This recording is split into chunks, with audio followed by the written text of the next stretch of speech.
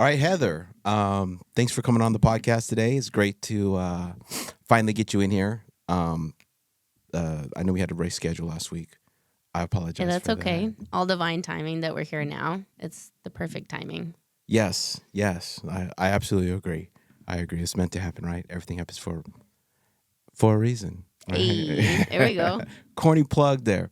Um, you were mentioning earlier about your ankle.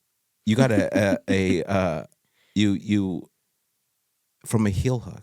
You got an Yes. ankle. We don't have to use names or anything. So your ankle's sore now? A little bit. Yeah, when I turn it a certain way, it doesn't feel the best, but I've been trying to do that on people, so a lot of people have been trying to do that back to me. Uh huh. Practicing the art of Brazilian jiu-jitsu. I mean, that's how we got connected. Uh huh. Everyone in that gym is gonna go for it if you go for it, especially if they know what you're going for. So, Yeah. yeah. Yeah. That's interesting. Yeah. So I'll show you if you're interested how to. There's a certain way you could sit. Like when someone's going for a heel hook, there's actually a way you can sit, and it's just not available. Mm. They can't do it. The only thing that's yeah. So if you're kind of sitting that way, you're available for the straight ankle, and then you sit the other way, you're available for the heel hook. But I'd go straight ankle any day because that's you have more time to get out. The heel hook. I don't know. Have you ever been caught completely in the heel hook, like full pull? I have. Oh, I can imagine. Oh, dude, it blows your ankle and your knee. It does them Oh my both. god. Yeah, it absolutely sucks. It sucks. So, yeah, it sucks. But that's the addiction. My ankle's actually sore too from not even from rolling, from someone showing how to do a move. They're like, hold on a second, make sure I can get this right. They locked on a toe hold so tight Mm-hmm. that my freaking leg, my ankle hurts. It didn't pop. It just stretched everything. And they didn't even do it hard. It just locked it in. If someone's sitting there and letting you do it and they just kind of did it right, it was so tight. I go, bro, you're going to break my ankle. But I was just joking, kidding. Mm-hmm. But now it doesn't feel loose. It just hurts. And I'm walking around and I just feel it all day. It's like a reminder. Yep. Yeah, but it's all good. So, let's just dive right into it. So, Let's do it.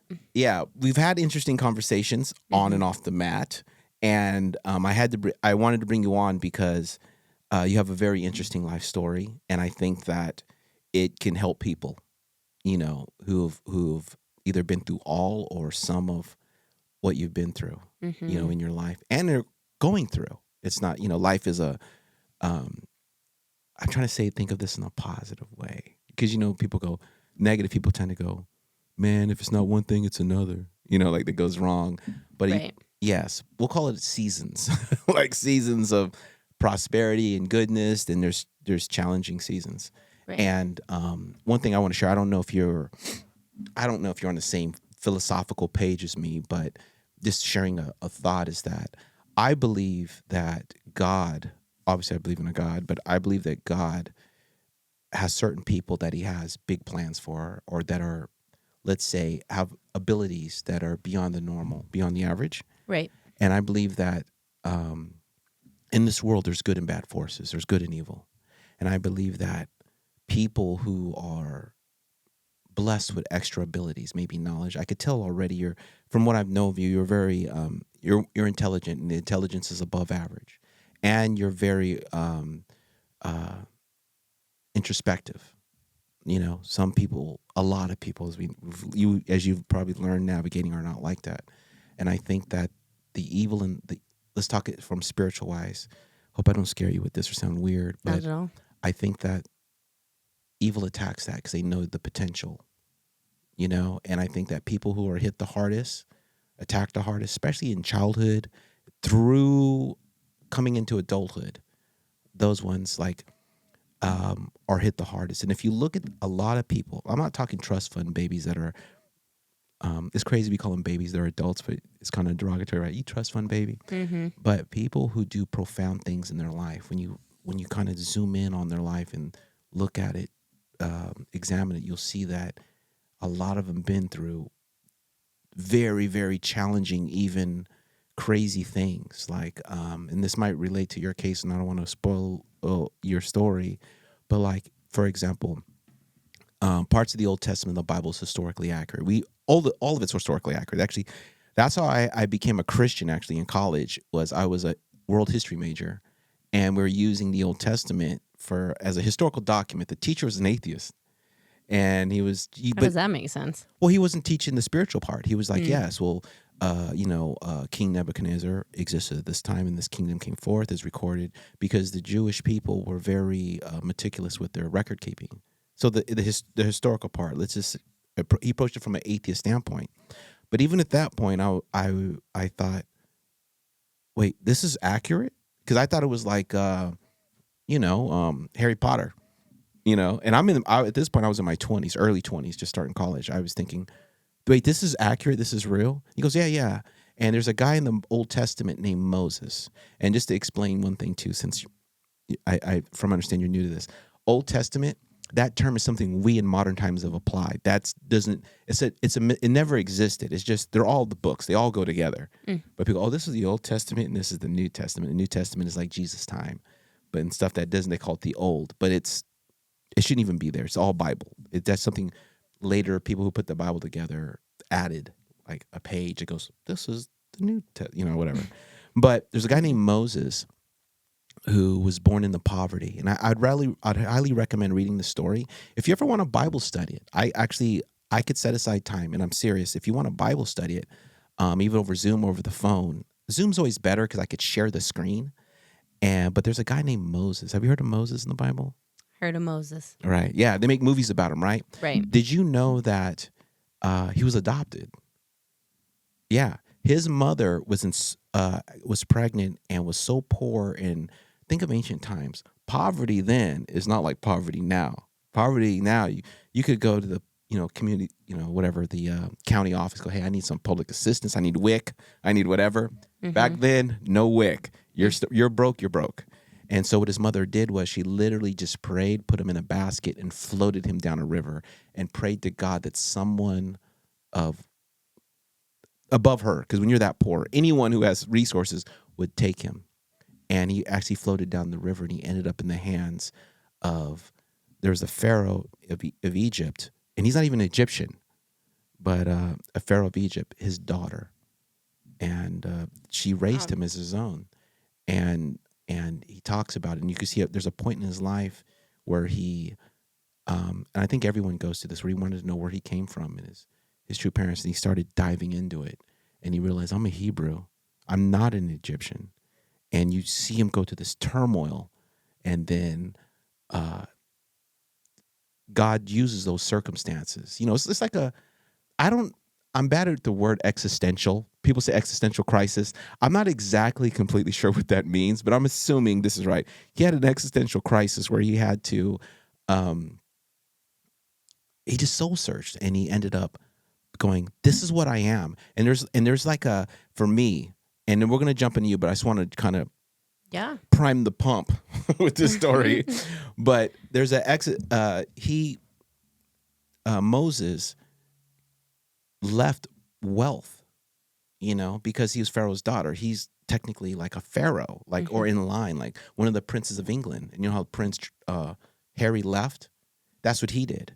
He left. He goes, I'm a Hebrew. And he just felt so much pride and calling into being who he was too. And then he eventually went to the other Hebrew people and led them out. And you heard about the Red Sea and the ocean. If you go dive into the Bible and read about it, the historical accuracy, like this stuff, these pharaohs, all these stories, there's archaeologists that find this information that confirm it. So it's not like it's just in the Bible.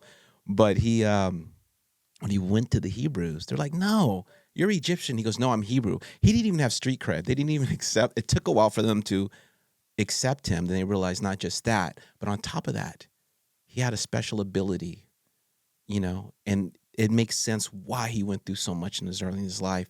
And there came a point where opportunity and circumstance and everything came together, and it woke him up to it. So just wanted to share that.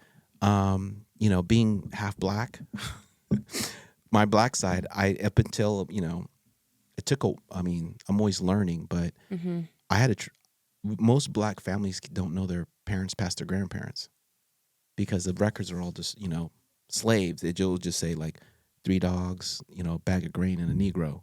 And there's no, so you go all the way back to the, feel free to laugh. You go all the way back to slavery. That's all you get. But when we start discovering through DNA and 23andMe and things like that, Yeah. you start making connections in the Mormon church. Oh, I should throw this out there. You know, the Mormon church tracks genealogy. And Interesting. yeah, I wasn't aware. Yeah, you can actually, they actually helped us but find out connections. Like a person could track down, say, their uncle or anyone they know in their family. They'll do marriage certificates, birth certificates, death certificates, any kind of license they applied for. They keep it all. They have a huge database, and they could provide the whole family tree. You know, I think MyHeritage is owned by them. The website I think it's MyHeritage. MyHeritage.com is owned by them, and there's so much information. Like literally, we found the slave records of my family on the plantation in Texas, of and how they were traded. Yeah, actual documents. They even had pictures of my dad. Pictures, actual. I can show you afterwards. Yeah. Photographs of my dad in high school that we didn't even have, where someone maybe in high school took a picture of them and put it somewhere. Because they ask you if you have any kind of documentation from anywhere, like say if you dug through and found old pictures of something, upload it please and say where you got it taken. And they'll do the detective work and find out. Then maybe that someone else in the picture with you is someone else's cousins. They help everyone connect. Wild. Yeah. So so just throwing it out there. As you probably realize, I'm that type of person who tries to help or whatever. So yeah. So but let me know. Side note, but let's get to you. Let's get to the shoot. I forget what's in the movie. After the previews, feature presentation. Let's go. Let's get to the feature presentation. So, your story's amazing. It resonated a lot with me because I feel a lot of the things that you went through, but not completely. And so. I would just like to dive right into it. So let's do it. All right, we'll start at the beginning. Where were you born and where were you raised? Oh, from the very beginning. Yeah, just kind of lay the foundation. I mean, or give the people an idea. Are you just some OC chick? Let's go. So I guess a good starting point would be like introducing myself. So yes, I'm Heather Barba. I'm 29 years old. Where I was born in Whittier, California, and I was adopted. So, that was something that we had talked a little briefly about, but I was adopted when I was a baby, and from there lived in Tehachapi. Now that's close to Bakersfield for people who aren't aware of where Tehachapi is, close to it. Lived there till I was 3.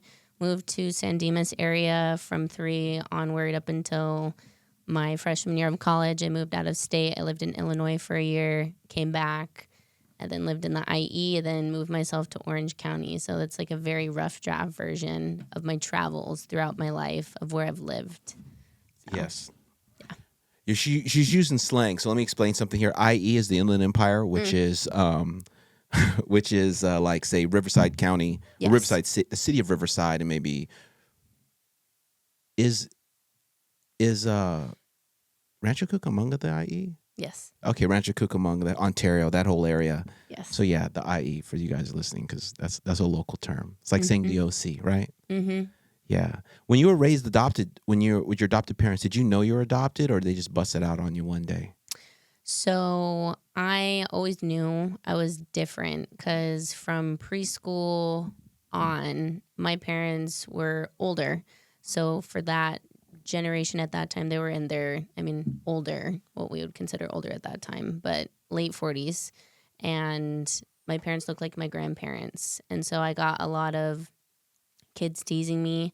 My parents also never set any expectations of me conforming to just like wearing girl clothes, wearing guy clothes. I was extreme tomboy. I did not like to wear any girls' clothes. I did not like to be girly. And so I got picked on a lot for that. But my parents, when I brought it up to them, I'm like, why am I treated different? Like, why am I so different? And they had mentioned to me that, well, because I asked them too, I was like, was I born from you? Like why am I just like getting treated so different? And they had mentioned, they were always honest with me and upfront and just told me from the very beginning, which was like preschool, kindergarten, that like, no, baby, like you weren't born from us, but we're your parents and we choose you. And, just be yourself. There's going to be weird people in this world, but, we're the ones to help take care of you and help guide you. So kind of a roundabout way of answering your question, but yeah. Yeah. So how old were you when you got that revelation? Mm. So I got told when I was in kindergarten. And for me at that time, I was like, oh, okay, well, good to know. And it was more on the hush hush. Like it wasn't something that I really shared with people up until I found one of my best friends that we've been best friends now for over 20 years. And she was the first person I told. Her name's Amanda. So shout out Amanda Beardsley. But she was the first person I told, and that wasn't until probably like third grade, fourth grade, maybe a little bit later than that. But yeah, I didn't really tell anybody. I just said, "Oh yeah, those are my parents. I look more like my dad." My mom was extremely Caucasian looking, and my dad was more on the Hispanic side. I was a brown baby back then, so yeah. So that's what I would say. But yeah, I knew from the very beginning, Okay. essentially. Yeah. So learning at that young of an age, would you say that doesn't impact you as hard as maybe if you found out like when you're 17? Mm, I'm glad that they told me back then because they never lied. And that was a big premise, like building the resilience and strength within the family was just like never lying to each other. Mm-hmm. And yeah, that answers your Yeah, question. yeah. Yeah. So the conformity thing, I find that interesting. Were they hippies or why did they? Oh, they were. Okay. Major hippies. Yeah, they lived for the 70s. Like They never left. Woodstock, They all never that. left the 70s. My mom, maybe not so much. My dad, a little bit here and there. But yeah, like anytime there was music, there was like hanging out, like they were all about that life. They loved that life. Were they originally from Tehachapi or what? Cause I'm just curious about Tehachapi because I know exactly where that's at. That's like in the like the northeastern part of Kern County, or maybe the eastern part of Kern County. You go up the 58 freeway, I think. Yeah. And it takes you there. Mm-hmm. What brought them there? Because that's very, very like rural, away from everything in the mountains. Mm-hmm. Mm. Like, how do they live? Like, what? Like, when I go there, I've been there a few times. Yeah. Like, what do these people? How do they pay the bills? They lived in a trailer. Oh, got it. That's where they started. Humble beginnings. So, makes So sense. lived in a trailer out there. My dad was he worked for Lockheed Martin, and so that was closer to the location out there. And when I came in the picture, it was a lot of okay, well, we need to find a stationary place where like she can grow up and she can build her life and make friends, be in a safe area. And so that's when we moved to the house in San Dimas that I lived in for how old am I now? 29. When did I move out? 18. So for about 15 years. Mm. Yeah. I always wonder what it's like to be raised by like hippie parents. I've read about like Joaquin and River Phoenix. Mm-hmm. Their parents are like that. Were your parents out there that level, or were they just kind of, easygoing, but not? Easygoing. Okay, good. Yeah. Yeah. All right. They weren't like, we got to live in a commune. Level. No, they weren't that extreme, thankfully. Yeah. Thankfully. Because your name would probably be different then. It'd probably be like Saline Moon Child or, River. Like the woman. Cute names. I wouldn't be opposed, but maybe that's just my No, those are cool names now. Yeah, no, those are good names, but they're not common. Yeah. It's not Heather, right? Yeah. So I joked when I first heard your name. I was like, Heather. Heather. Yeah, it just kind of reminds me of my name, like my full name, Kenneth. Like that in it. It irritates me. Not irritates me. I just like Kenny. Kenny. Yeah, it's Kenneth. It sounds uptight. Hey, Kenneth. I don't know. But so you're raised by your adoptive parents. Yes. And moved out at 18. I'm assuming to go to college or just. Yes. So my freshman year of college, I moved to Illinois for a year. I got recruited on a academic scholarship for academics, but it was really for water polo. They didn't have California people doing water polo in the Midwest unless they were ODP, which is Olympic Development Program.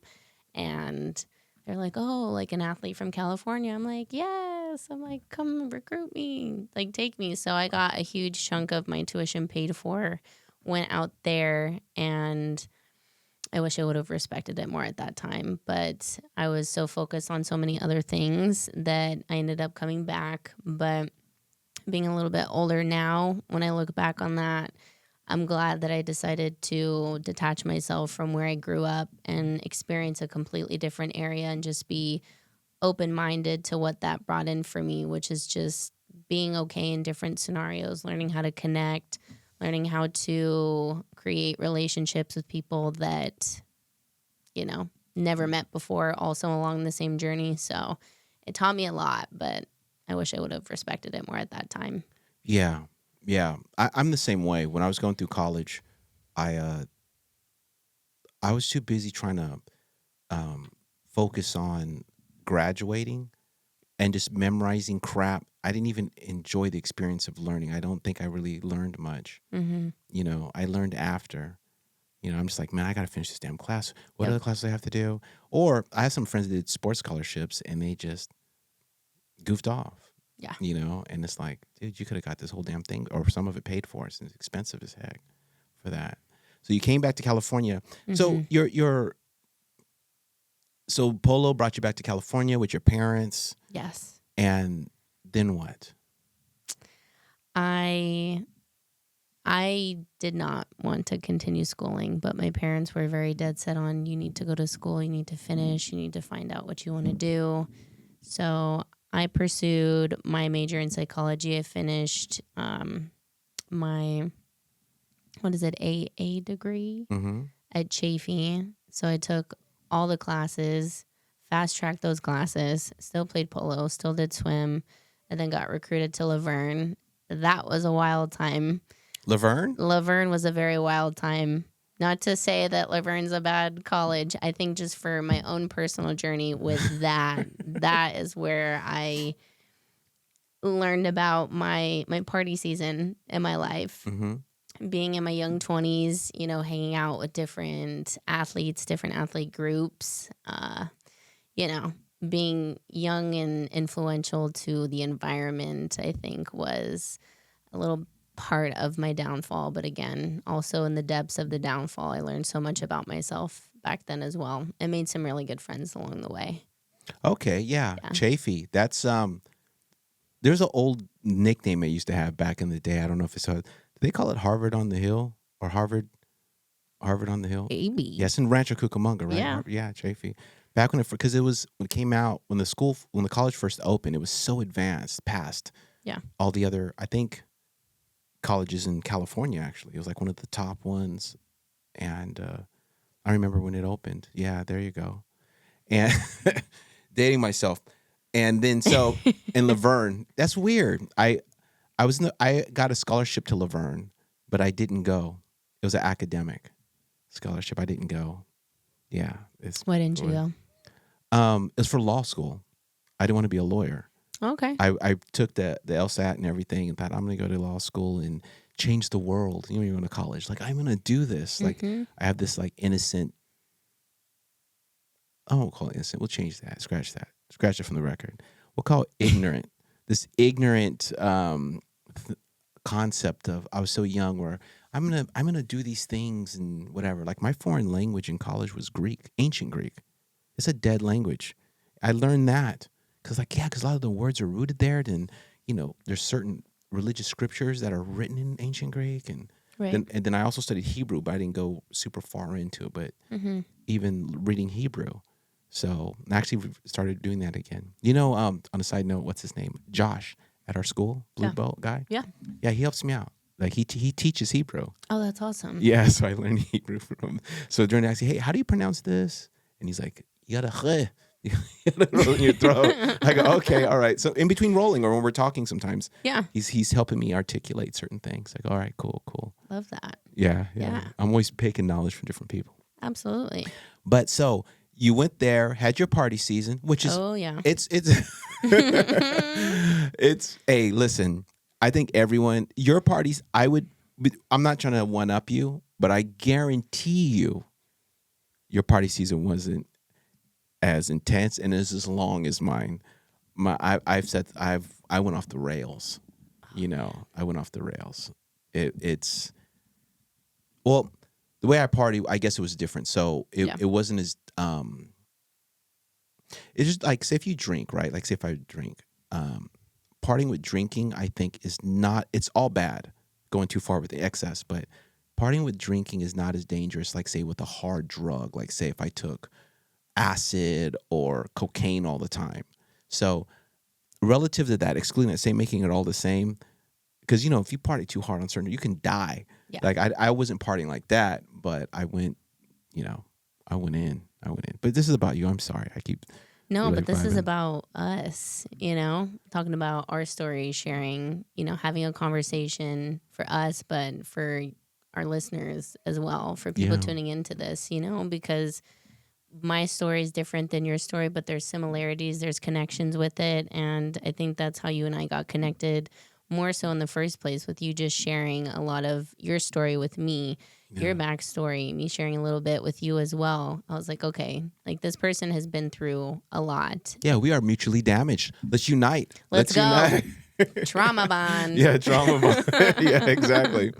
Um, do you ever feel, before we continue on? Do you ever feel like the things you did during your party phase?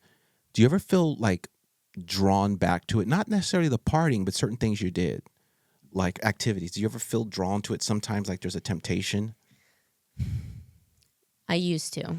I used to, but I really had to sit and ask myself, okay, is is feeling like anxious more so than I already would? Is that something that I'm drawn to? Like what is it that I'm drawn to? And what, you know, what you and I had briefly talked about before was that feeling, and I like that you said this. It was that feeling of just feeling free in the moment for like a brief second, to cut out all the BS of everything else that was going on, but to have a substance, have a drink, have something that brings you so present in the moment, it makes you forget about everything else. I had never heard somebody phrase it that way, the same way that you, or like the same way that you did.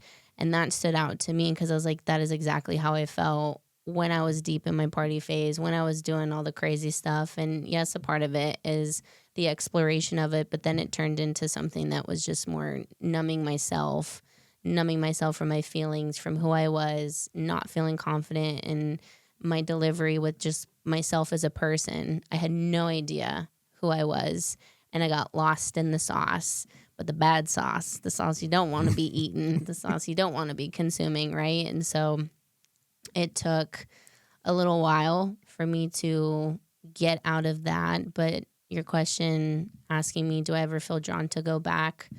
I find that with new experiences now that I put myself in, like doing something like a podcast, you know, Hmm. it fills me. It fills me in different ways where it's a new experience where my brain doesn't necessarily crave that because it's not bored.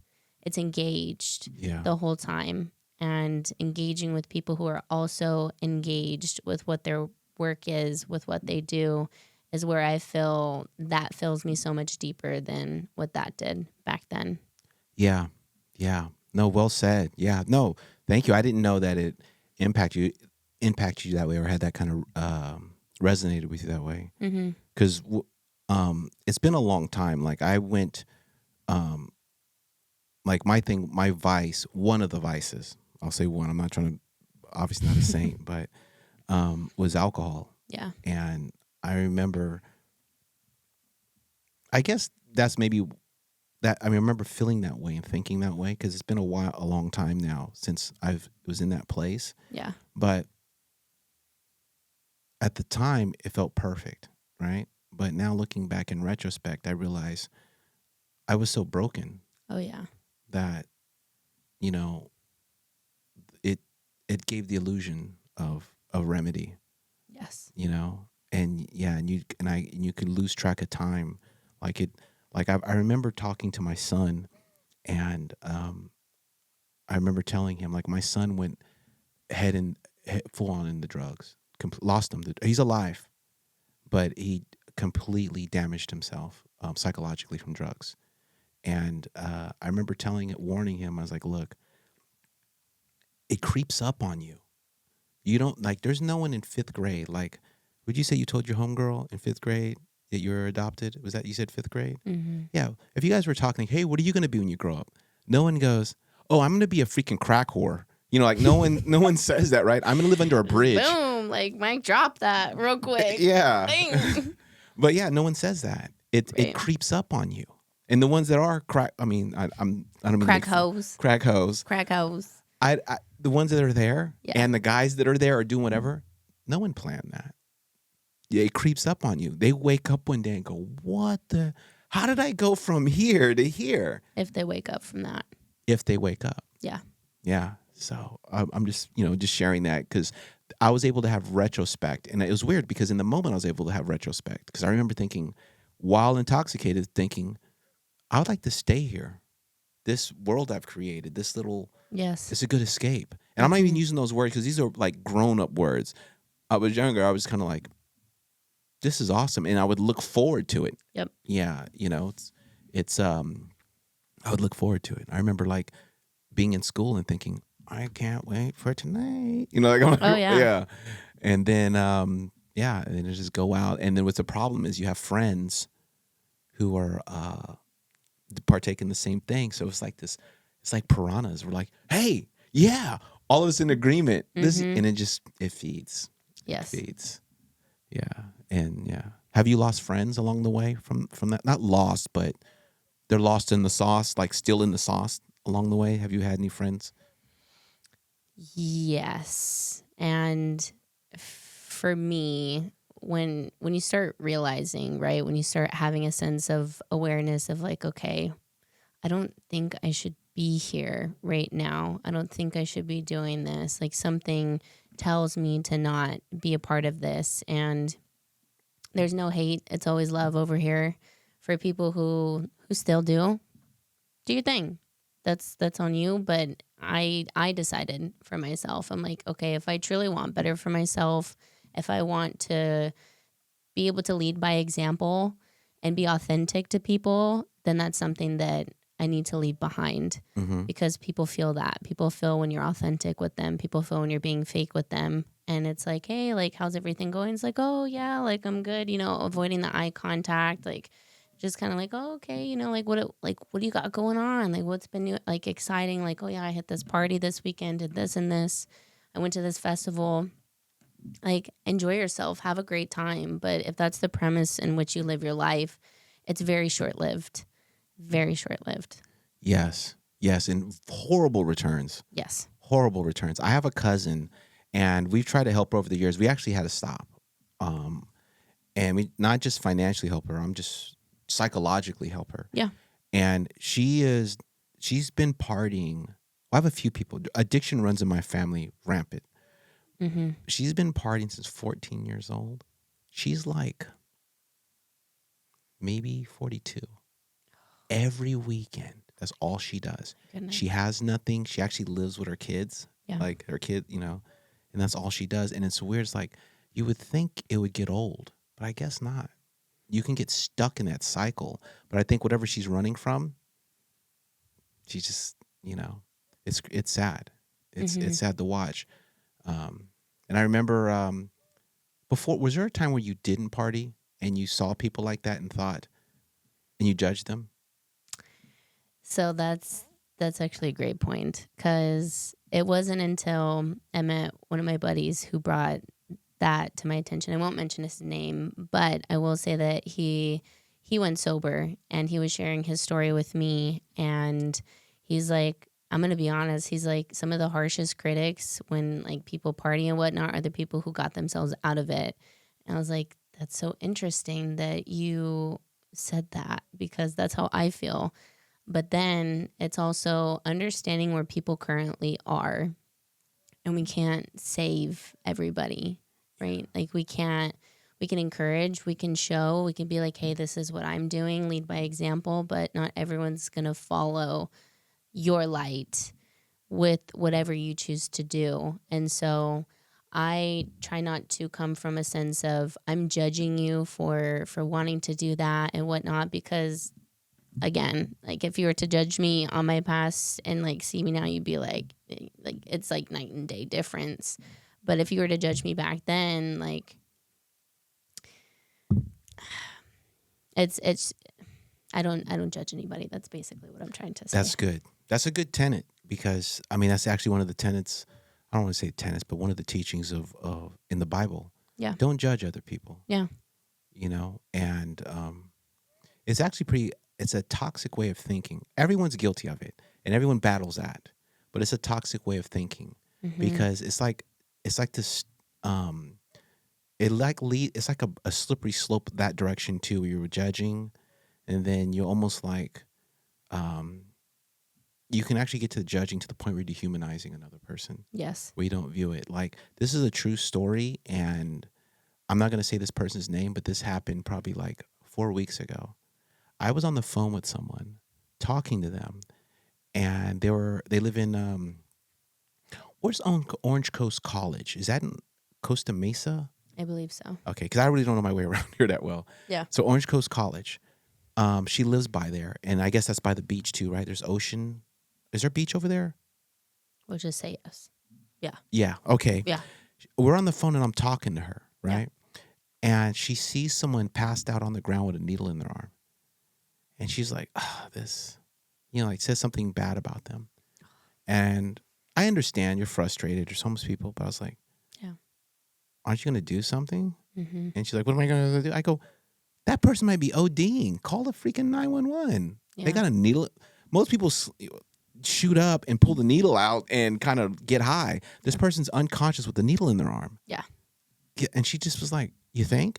Yeah. And I was it just like, that's when you judge to the point of dehumanizing. That's someone's kid. That's someone's dad, brother, or whatever. Help them. Like it would hurt. Like someone loves them. Even though they're there, they might be there by choice, or behavior or whatever. Mm-hmm. Someone loves them. And to know that people walk past them as they died, which is a horrible thought for me. And they're like, oh, okay. I don't even know if they called. They said they would. I said, just call now. I'll get off the phone. Can I ask you a question? Yeah. Would you say the reason that you care so much is because that's a part of your mission for a reason, doing everything with the intent of for a reason to do better in this world? Is that part of your mission and that's why it stands out to you so much? I don't understand that question. Sorry. Can you repeat it again? That's okay. Can you repeat it again? So do you feel, because there's a reason why I'm asking you this. So with an instance like that, a scenario like that, some people would be like, okay, yeah, that's like, unfortunately, that's just the path that they chose and I'm going to keep moving forward. But you take the time and be like, we should call somebody, like we should help them out. Like, why do you think that is part of your journey, part of your mission to care about somebody like that? Whereas maybe some people don't. Okay. I can speak for me. I don't know why people don't. Yeah. It could be everything from sociopath, narcissist, down to self-righteous to judging too much. But for me, right. When I hit rock bottom in my life, not rock bottom, there's a lot of rock bottoms, but when my family came apart, like I told you before, I was like 10 and a half. My mom had surgery. I've mentioned on the podcast a lot. I don't mean to keep bringing it up, but yeah. And there was a time where my sister and I had no food. We didn't have anything. And, we were just hungry all the time. And no one would help us. No one would help us. And people knew we were hungry. There were some kids I would actually try to hang around at their house longer, around dinner time to see if they'd invite me for dinner. And they go, hey, Kenny, you have to go. We're about to eat dinner. They wouldn't offer. They did crap like that. And I always thought to myself, like, if I ever in a position to help people, I'm going to help. I'm not going to let people feel like there's a lot of pains, but one pain that hurts is being rejected and neglected by society. Like that feeling of no one cares, there's a lot that I do, which I don't discuss openly because I don't want people to think I'm boasting, and I have this belief. I won't go into it, but if you start bragging about the things you do, it takes the blessing away, or the sanctity of what you've done, But there's a lot of people that I help in various different ways, and so, but it's so ingrained in me. No one helped me figure out college. I didn't know how to go to college. I was a freaking 17, 18-year-old kid with PTSD, complex trauma PTSD, Mm-hmm. uh, poverty with a 100% disabled mother, and just on the brink of just grinding poverty. And eventually some rare people came into my life that would help me. There was one of my a high school principal named Mr. Lacey, and he gave me another chance. I got kicked out of so many schools. I got kicked out of school one time for punching a teacher.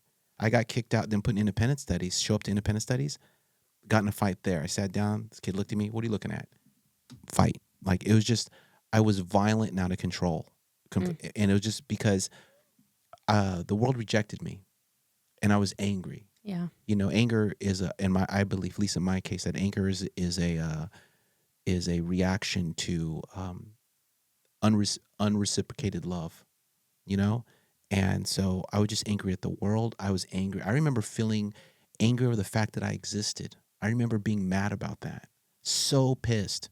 Like, why did you have me? Why didn't you just have an abortion? Why did you, I mean, just so many things. And so I believe through God, through my spiritual life with God, and one thing that I've like, there's two paths that people could take that have been completely that have been through trauma. I'm using trauma generally. You could choose a path of that trauma causing you to self-destruction, or you develop like severe personality disorders and Mm-hmm. quirks or whatever, narcissism, abusive, or it takes you a different way. It Fortunately, I was going that way of violence. It brought me to a point of the opposite, where I become. Have you ever heard of a super empath? There's empath and there's like super empaths. Mm-mm. Okay, and it's not like Educate me. Superman. It's not a superpower.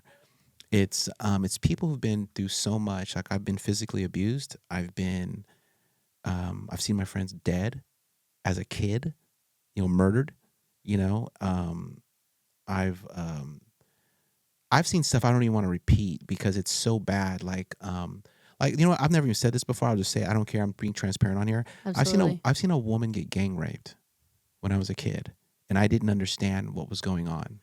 She was crying and screaming, and I just watched it. I just sat there and I don't even think I've told anyone that. Like, it's just the worst things. Like, when my parents split up and I ended up living like no parents, just feral.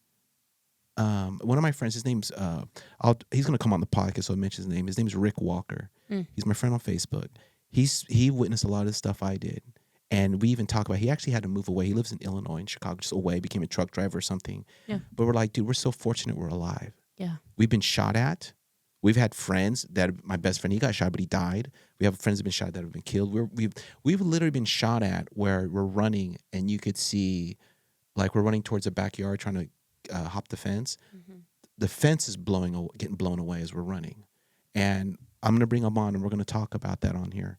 And I just had to be in a mental space where that I could talk about it. I got to stop saying I'm being honest. That's one of my speaking quirks. Sorry, everybody.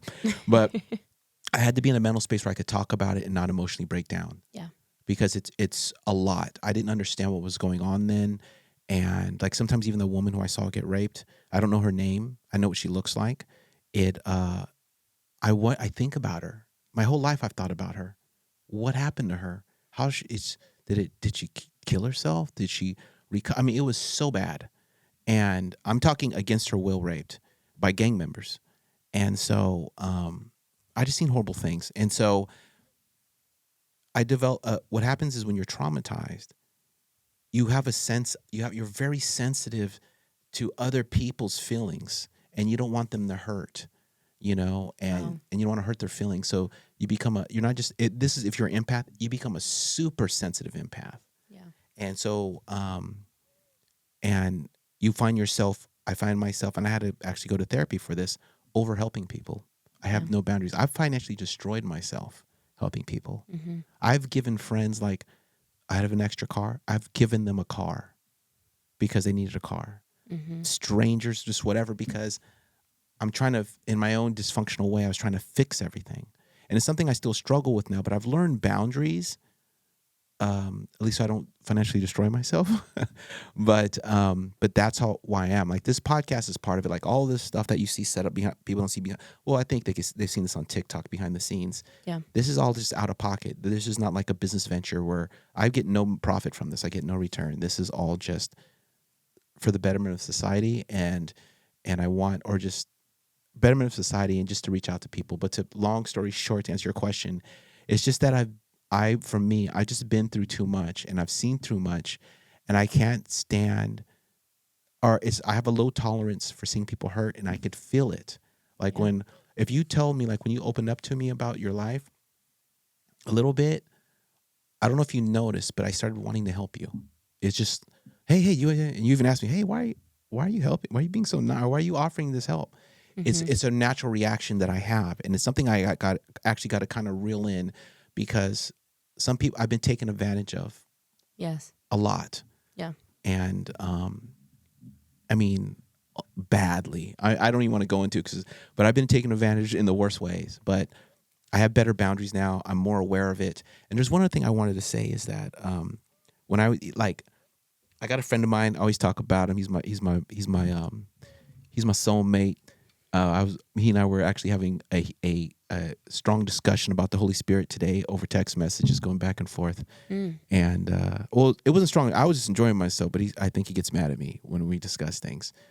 But I don't care. He knows I love him. But so I used to talk to him when I used to teach in East LA Okay. as a teacher, and I remember every day working in East LA, the school was 99% minorities and low income. I was so triggered every day going to work. So many of them, I saw myself in them.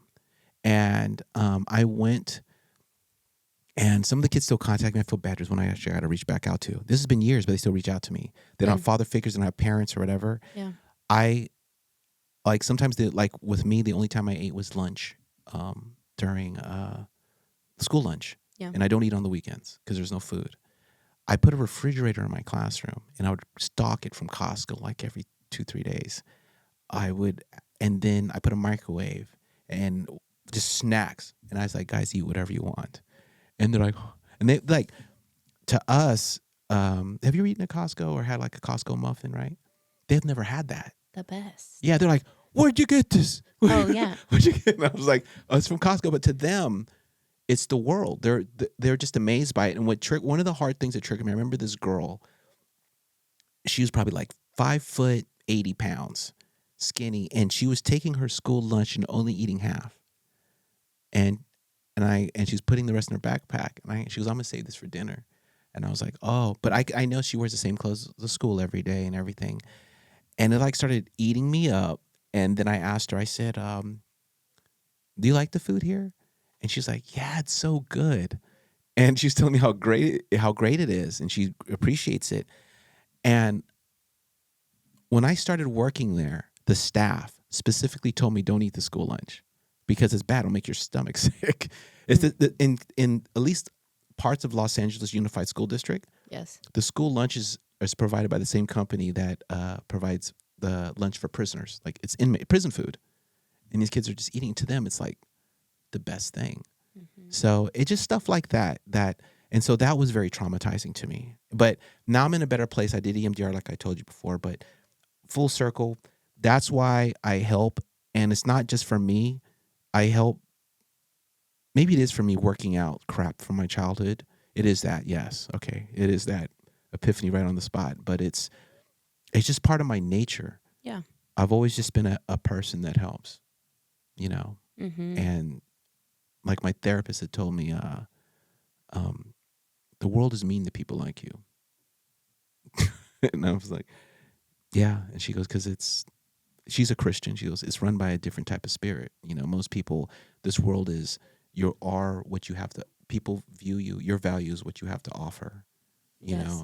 They don't just, a lot of times they just don't like you or appreciate genuineness. So, yeah. So sorry. I didn't mean to ramble on so Not long. at all. No, that was beautiful. Oh, thanks. Yeah. So but the guy, Steve, my friend, I remember sometimes I'd call him home from work, driving home from work. And he's married with his family, but he knows if I call, you know, because I don't have like a family. So he's my family. I'm like, hey, Mm. and he's like, you all right, man? And sometimes he'll joke, you're not gonna start crying, are you? And I'm not gonna lie, there's times I've cried. I'm like, it's hard. It's hard. I mean, I see kids, you know, with shoes that don't fit, and their feet are bent. You ever see Asian people how they do, or ancient Asian people how they do the what's it called, binding of the feet?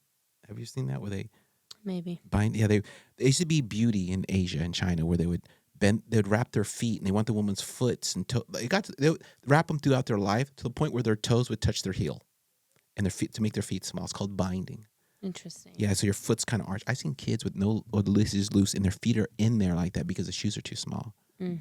So I just buy them shoes. You know, I'm like, dude, this is ridiculous. And some of them have pride and they don't. So I have to say, okay, I promise them I won't say anything. And, you know, so, but that's just some of the stuff. But to answer your question, yeah, it's just, I guess, I'm a whack job, and it exhibits Not at all. as There, a helper. there's something to be said about people like yourself, and because I relate to what you're saying. I've also had moments where I've been extremely empathetic for things that I've gone through, and seeing other people go through it, it's almost like you want to take on that hurt Yes. so they don't feel that pain, because you know how hard it hits. And you know, having those moments where like we cry it out, we let it out, because you seem like a very genuinely happy person. I get the same thing a lot. I don't know if you get that said to you, but people, I feel, distrust genuineness because it's not the frequency that people pick up nowadays. But when you find people who are in that genuine space of really wanting to share their wealth, their riches, their wisdom, like those are the people that you connect with and that you latch on to. And it makes a lot of sense while you're explaining this to me why, like, you know, being very observant, right? Like the first time that I got introduced to you, seeing I that was showing you jujitsu you were skills. I was showing you how to be a killer. you showing me how to be a killer up in here, you know? Yeah. I need all the help I can get. And Uh, my thing is I like to observe people. mhm. And, you know, I did ask you, you know, why are you being so nice? Like why are you helping me? You know, because I think for me, also entrusting in certain people and having that trust broken, it's that those are the broken pieces that I'm picking up for myself. But Mhm. what I've noticed about you and what I respect about you, especially on the mats and off the mats as well, is that you take the time to explain. You take the time to walk somebody through something, and you explain so many different ways, so many different scenarios of, okay, like if you're here, you do this. Does that make sense? Yeah. Like should I slow it down? Like you touch base, and you communicate very effectively. And you know, for people who aren't meant to be in your space, they're not meant to be in your space. You can only help so many people in this world. But that's where I find having a community of people on the same mission, wanting to help people, wanting to help the youth. Like I resonate with your story, and I always like to be like, you know, how can I be of service to you? Just as much as you are in service to me, it becomes this partnership of I see you for who you are. You're an angel to walk this earth with everything that you've gone through. And the fact that you have a skill set, you have knowledge that people haven't seen. I had no idea all of the things that you've been through, but that shaped you and molded your heart into something that's resilient, but also just something that is so powerful that needs to be shared. But with the right kinds of people, I feel anything is possible. So I want to say you're not a whack job, because if you're a whack job, I'm a whack job, and we're whack jobs to the wrong kind of people, you know? Thank you. And so I just want to say like thank you for sharing that, because I resonate with what you say. Yeah. Thank you. No, those were very kind words. I don't think anyone's ever really said something so beautiful, you know, to me. Thank you. I really appreciate it. Of course. Wow, I'm at a loss for words there. I didn't expect you to say that. I know I drop bombs from Yeah. time to time, and it comes from a good place. I Yeah. hope you feel that. Yeah. No, I do. Yeah. It's just, yeah, the teaching nature. It's always in me. So whoever I'm rolling with, and you're going back to jujitsu, not trying to take away what I'm doing, but Yeah. you have to monitor what you're doing, because some people don't. They smash and hurt people. Yeah. You know, and so I don't want to be that person where people are scared to roll with me or whatever. They're like, oh my God, you know, I don't want this guy puts in so much weight. Because remember, you're a woman, and there's gonna get to a point where you're gonna be like super advanced, and guys are gonna be intimidated by you, and there are probably already some that are. Maybe. Yeah, I wouldn't be surprised. yeah, and so they're gonna go harder and unnecessarily. Oh, I feel that with some men. Yeah, see? I feel that with some men. And I mean that's totally fine, because my thing is I'm not afraid to tap. Like there's moments where it's like, yeah, my ego is like, well, let me just see, you know, but is it worth the risk, like showing? And I'm not gonna lie, maybe sometimes I'm like, all right, boy, you want to roll? Like, let's go. You want the smoke? You want the smoke? You gonna catch it. So let's go. Yeah. No, but the thing is with them, I just think for me, it's not, I'm not trying to knock anyone. I just don't think Yeah. it's proper for a man who's, if they're physically stronger or bigger than you, Yes. to do that. Not even to another man, but even to, especially to a woman, there should be a level of respect. And I'd rather have a woman beat me than me get in there and be like, yeah, well, you know, I don't want her to think that she could be. Who gives a damn? Yeah. Who gets, Yeah. Yeah. No one cares. But it's, there's just, you know, I just don't want to be that guy. And it's, you know, but I've been doing martial arts most of my life. So I've seen a lot of weird things. It gets weird in martial arts, and I think ego for a lot of us younger belts, you know, just like white belts, blue belts, like we're finding our path, and it's, you know, it's kind of, it's like understanding your strength for the first time, like understanding that you're a beginner as an adult. Just speaking for the adults who do jujitsu right now, you know, because I came in as an adult. Kids, it's a little different, so I'll speak with what I know. You know, it's also, again, being observant of different people. You tend to understand energy a little bit more because we are so close quarters with somebody.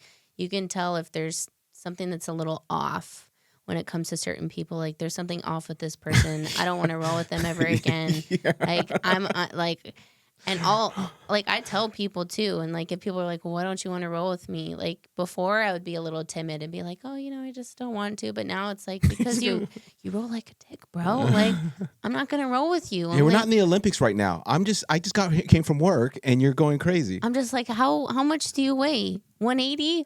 Okay.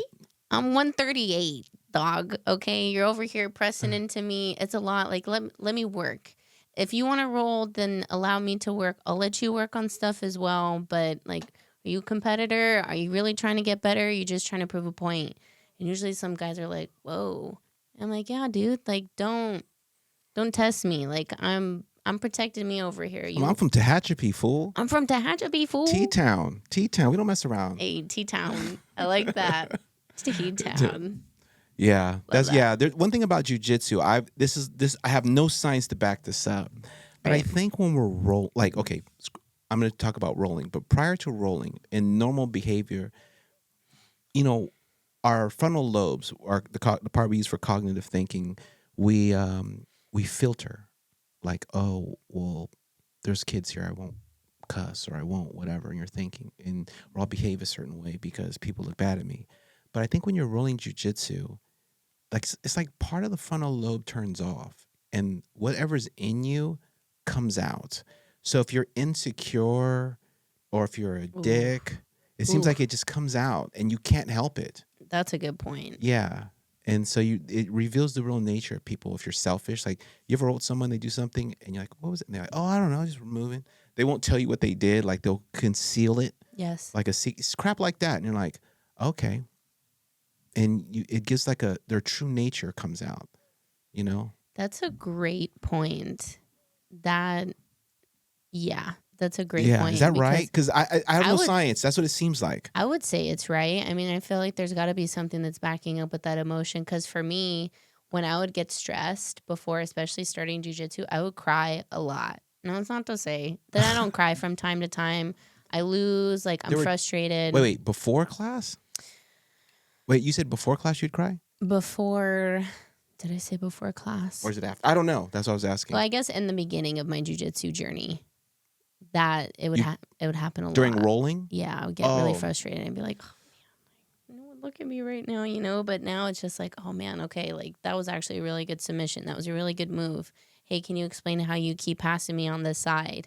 And this is what I love about our gym, Gracie Baja headquarters. Let's go. Philip de la Monica. Like I love that there's so many different walks of life who are, again, just everyone has their own specialty there. And I love the women that train there. I love the men that train there, because I find with both classes that I go to, like the AM, the nighttime, like it's just that team mentality. Like, we're going to grow together. We're going to build together. Like, you're good at this one thing, so let's put me in that position and let's see if I can get out, or let's see if I can try and get this submission on you. Mm-hmm. And I like that it's been very cohesive of just building each other as we're moving along our journeys, whether it be with the higher belts, lower belts.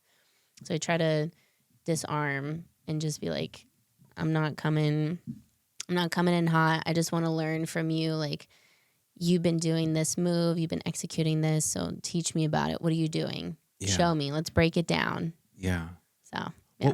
Well, I want to get back to your life, but before we do, what got you into jiu-jitsu anyways? What got you into the door to do it?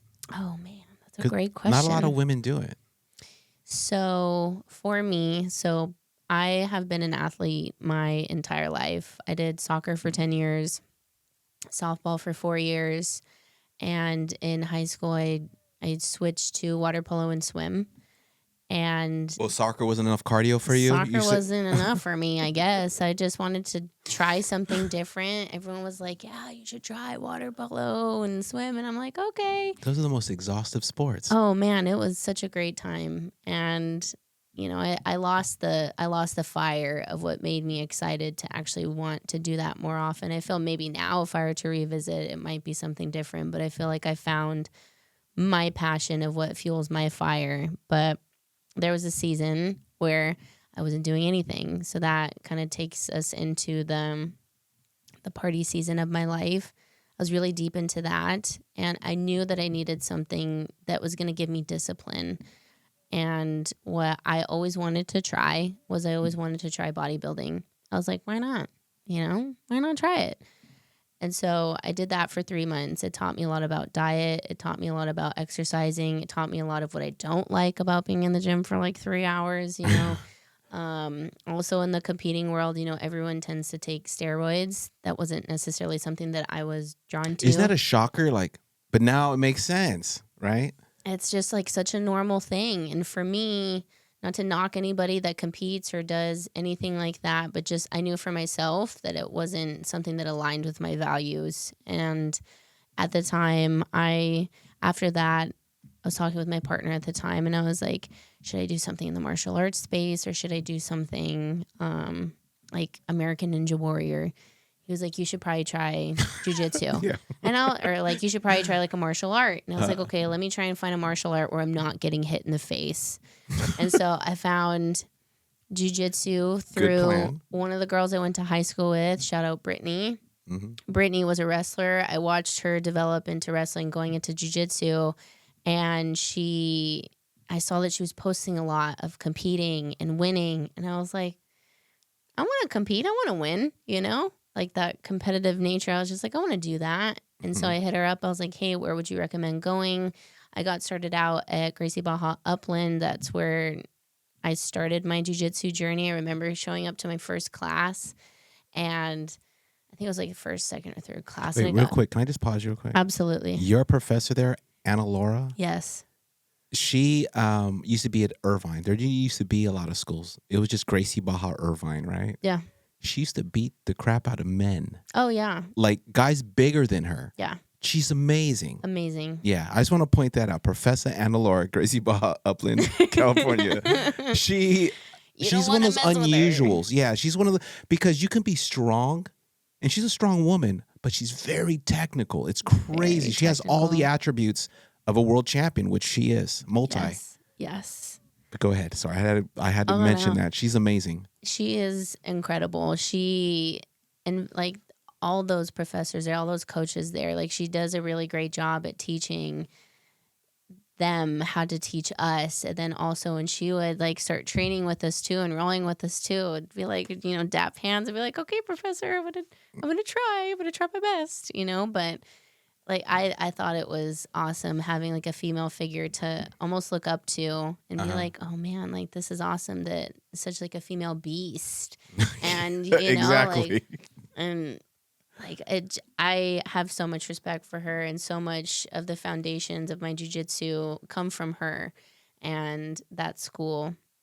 And now it's just, developing into this next journey and this next season with being at the school that I'm at now, that we're at now, which is Yeah. headquarters, so Okay, so yeah.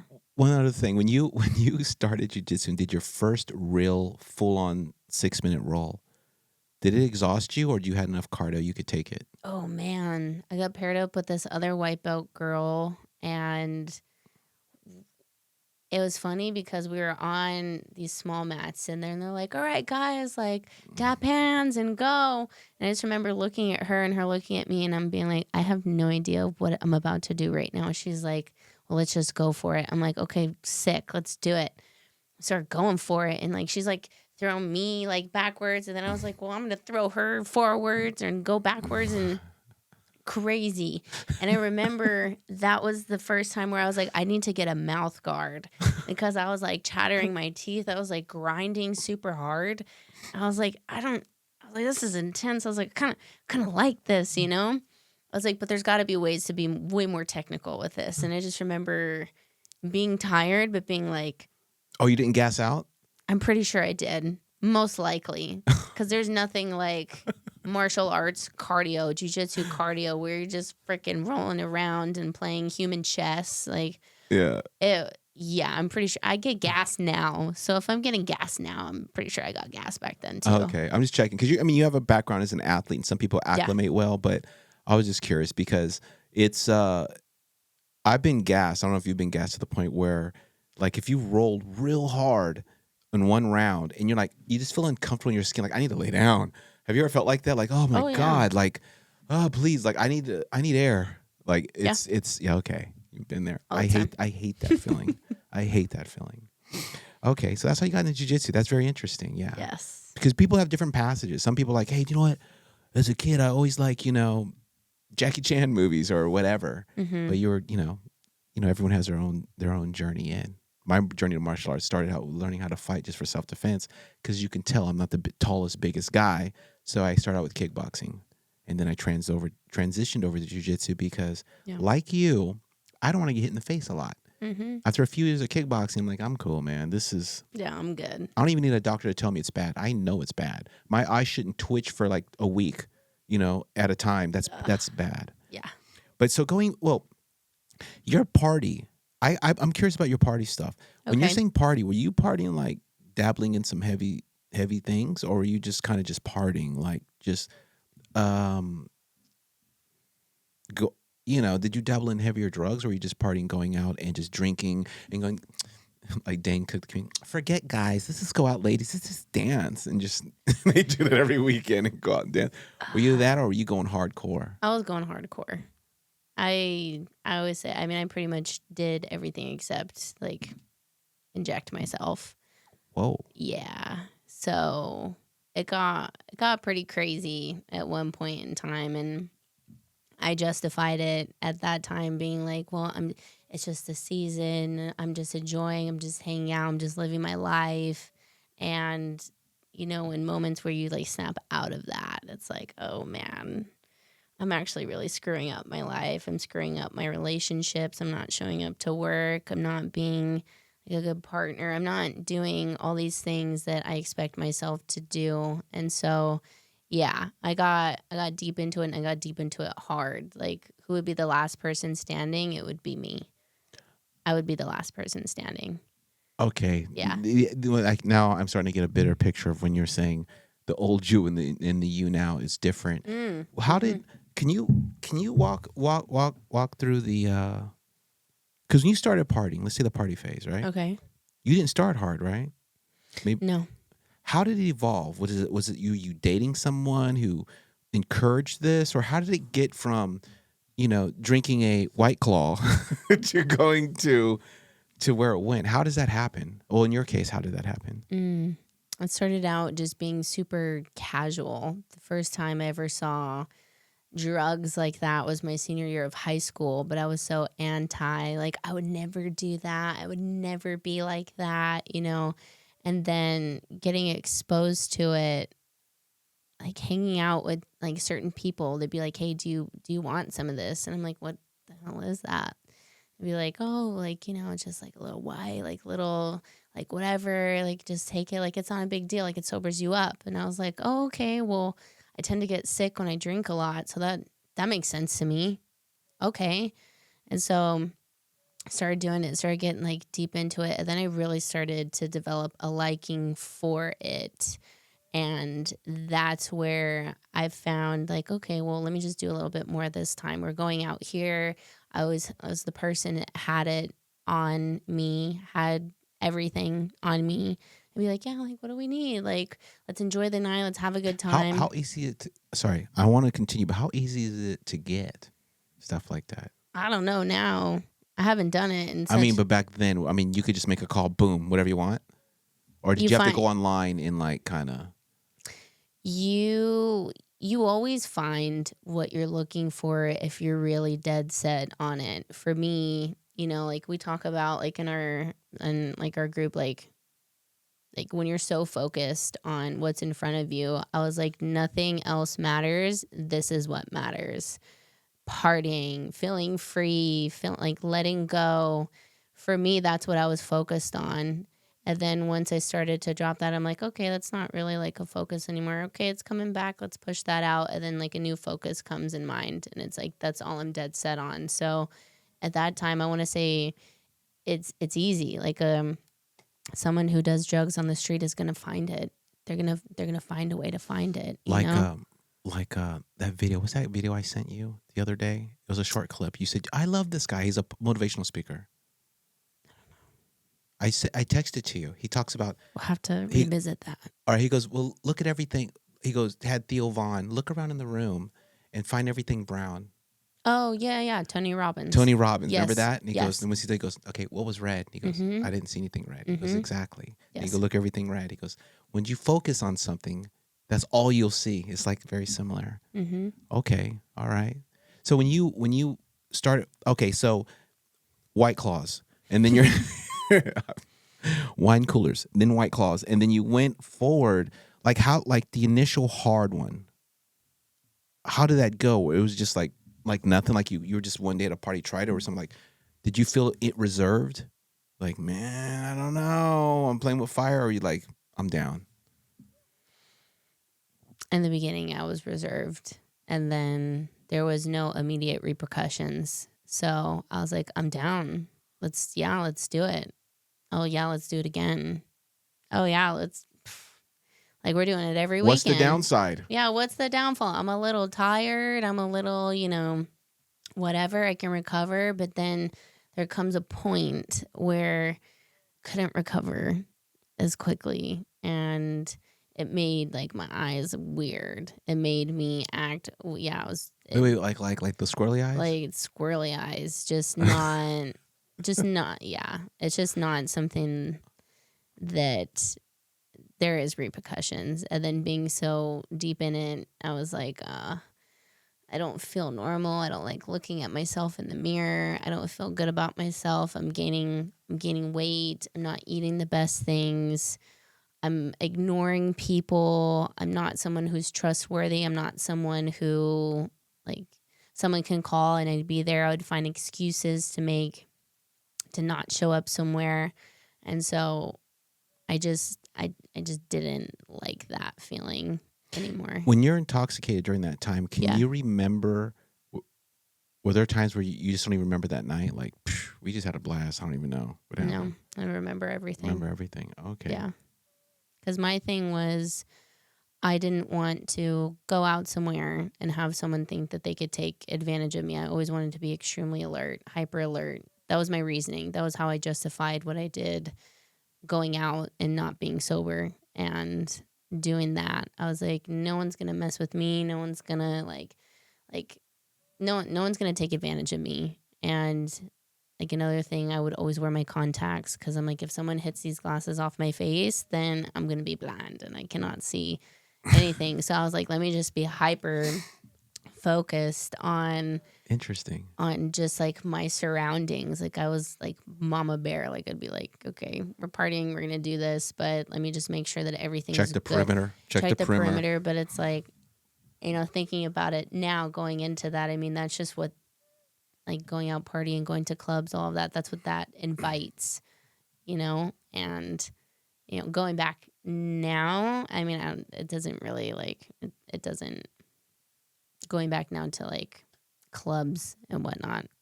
Yeah. Just not a thing. Just Yeah, not I'm a thing burned out on anymore. that too. Right? Yeah, it seems dumb. That sounds judgmental, but I'm like, it seems cool sometimes. Like if like I'm drawn more to like if a group of friends of us go out and go, hey, Yeah. yeah, but like that's my church. I'm going there, and that's my escape. It's like Mm-hmm. same thing. It's just rinse and repeat of the exact same scenario. Yeah. Did you find yourself? I'm just asking this because this is actually what happened to my son. My son, I went through a bad divorce. My son took it very hard, and I mean crazy hard. Like he I'd mentioned before he attempted suicide 3 times afterwards because the scenario was that my wife came into my son's life. She's not his biological mother. She came into his life when he was like 6 months and became the mother figure. And then when she cheated and ran off with another guy, I'm not her husband and that's not her son, and just cut his ass off. And it really sent him for a loop. So he became destructive almost immediately, self-destructive almost immediately. I'd say within um, 2 weeks, he went from being straight edge wrestling, whatever, just threw it all away. Didn't care about nothing. Mm. Just complete self-destructive. Mm-hmm. But one thing that made me catch the fact that he was on drugs was that he was tripping sometimes. Like thinking like, hey, there's something on me or whatever. Did you go through that kind of little light psychosis? Did that scare you? Because it didn't scare him. Did that scare you at all? Yeah. I think it amplified my anxiety and depression so much more. And in the moment, because in the moment it feels great, but then after is when you hit like a complete rock bottom with now your body's trying to recover its natural dopamine, serotonin, and it would take me a while. I would go through mood swings. I would like question if people are like staring at me, and it's just not good energy having that. And so, but yes, to answer your question, yes, I did go through that. So let's say you go through that, and now you're hold on, pause that. There's a comedian named Joey Diaz. Have you heard of him? He also trains jujitsu. I think so. He goes on Joe Rogan's podcast, and he Okay. used to be addicted to cocaine. Okay. And he was talking about, like, he laughs about it. He jokes about it in his stand up, but he's like, man, I would like do he calls it an 8-ball. Yeah. I would do an 8-ball. And then immediately look through the people at my door, and I'm looking through the blinds and thinking, and he's after I was like, what the hell am I doing to myself? Like, I'm making myself crazy. But he's like looking out, just like on the ultra vigilant, but the way he tells the story, he's doing it for comedic effect, but he's like, it is true though. He was hooked on cocaine for like 15 or maybe 20 years. Yeah, it was just very hard for him to kick. But he obviously, the traumas would come up, the pain. So that weird sick balance. Right. But so when you decided to end your partying, Mm-hmm. Okay, what was the catalyst for that? You just sat and go, I don't want to do this anymore? I think it was a series of events leading up to that, taking on new responsibilities, I would say. Yeah, there's, how do I say this? I haven't really like openly talked about the full story. So this full is new for story. me. It's a Yeah. little different, It's not easy to talk about sometimes. It's not easy to talk about. But if it helps somebody, then it's worth it. It was a lot. It was a lot of series of events. I think for me, what really did it was after my dad passed away from cancer. So my dad was my best friend. And I didn't understand when he died that, like, what do I do with myself? I feel like I lost my protector in this world. Like, he died and I have nothing else. So let me go back to substance. Did that. And there was a moment where I was like, this does not feel like where I should be at. I made a promise to my dad and I'm not keeping that promise. And then when my mom got sick with cancer as well, like I was like, do I really want to be, and this is how I saw it for myself. I'm like, do I really want to be that loser in the family that can't decide what's better for myself? Both my parents wanted the best for me. And what am I doing to live up to that? And I think having a partner that was patient with me at the time, also putting him through that, I'm sure it was extremely frustrating. And I realize that and I recognize that now. But little moments where it was just kind of like, what are you doing with yourself? Why are you doing it? Just getting like really upset, really frustrated. There was a point where I was just like, I care about what these people think about me, and I should probably listen, because I think it's for the betterment of just myself. And yeah, after my dad died, I was like still kind of in it, still out of it. With my partner, I was still kind of in it, like out of it, and it wasn't fair to him, it wasn't fair to my parents, and it wasn't fair to myself either. And so after my mom passed away from cancer, I told her, because she knew about my partying. She knew about all of that. I was very open and honest with my family, with my parents. And I told her, I was like, you never have to worry, because I'm deciding. It's going to make me emotional. I'm like, I'm deciding to be better. And a lot has happened, um, where I've learned from that. I made a promise to you. I made a promise to dad that I would do better in this world, and I would do everything in my power to do better.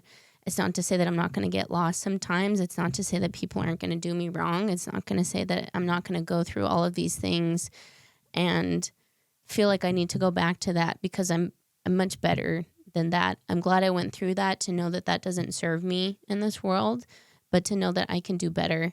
And that's what, like, I promised to you, and I promised to you, Mom, and I have so many things that I could share with you when it comes to just like conversations that I recorded, because I was like, I want to know exactly how I felt in this moment, to know that that's something that I never want to go back to.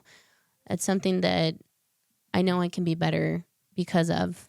And that's just where, leading up to now, why, it's uncomfortable to talk about. It's uncomfortable to talk about the things that we put people through, the things where we hurt somebody.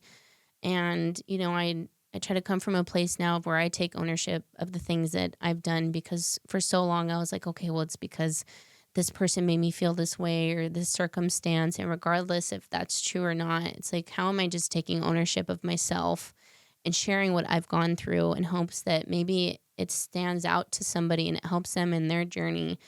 Because with what good people in my life have done, is they've given me permission to just be myself.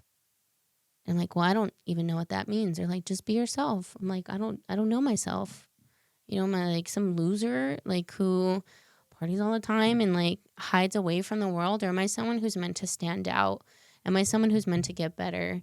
Am I someone who's meant to share value in this world and have a vehicle that takes me there, like finding something that I back up, like finding things that I'm like extremely passionate about? And I feel with all of that, it's really filtered out a lot of people in my life where I wish them nothing but the best. I wish them well. For people who've done me wrong in this life, for people I've done wrong in this life so far, it's a learning process. It's a learning journey.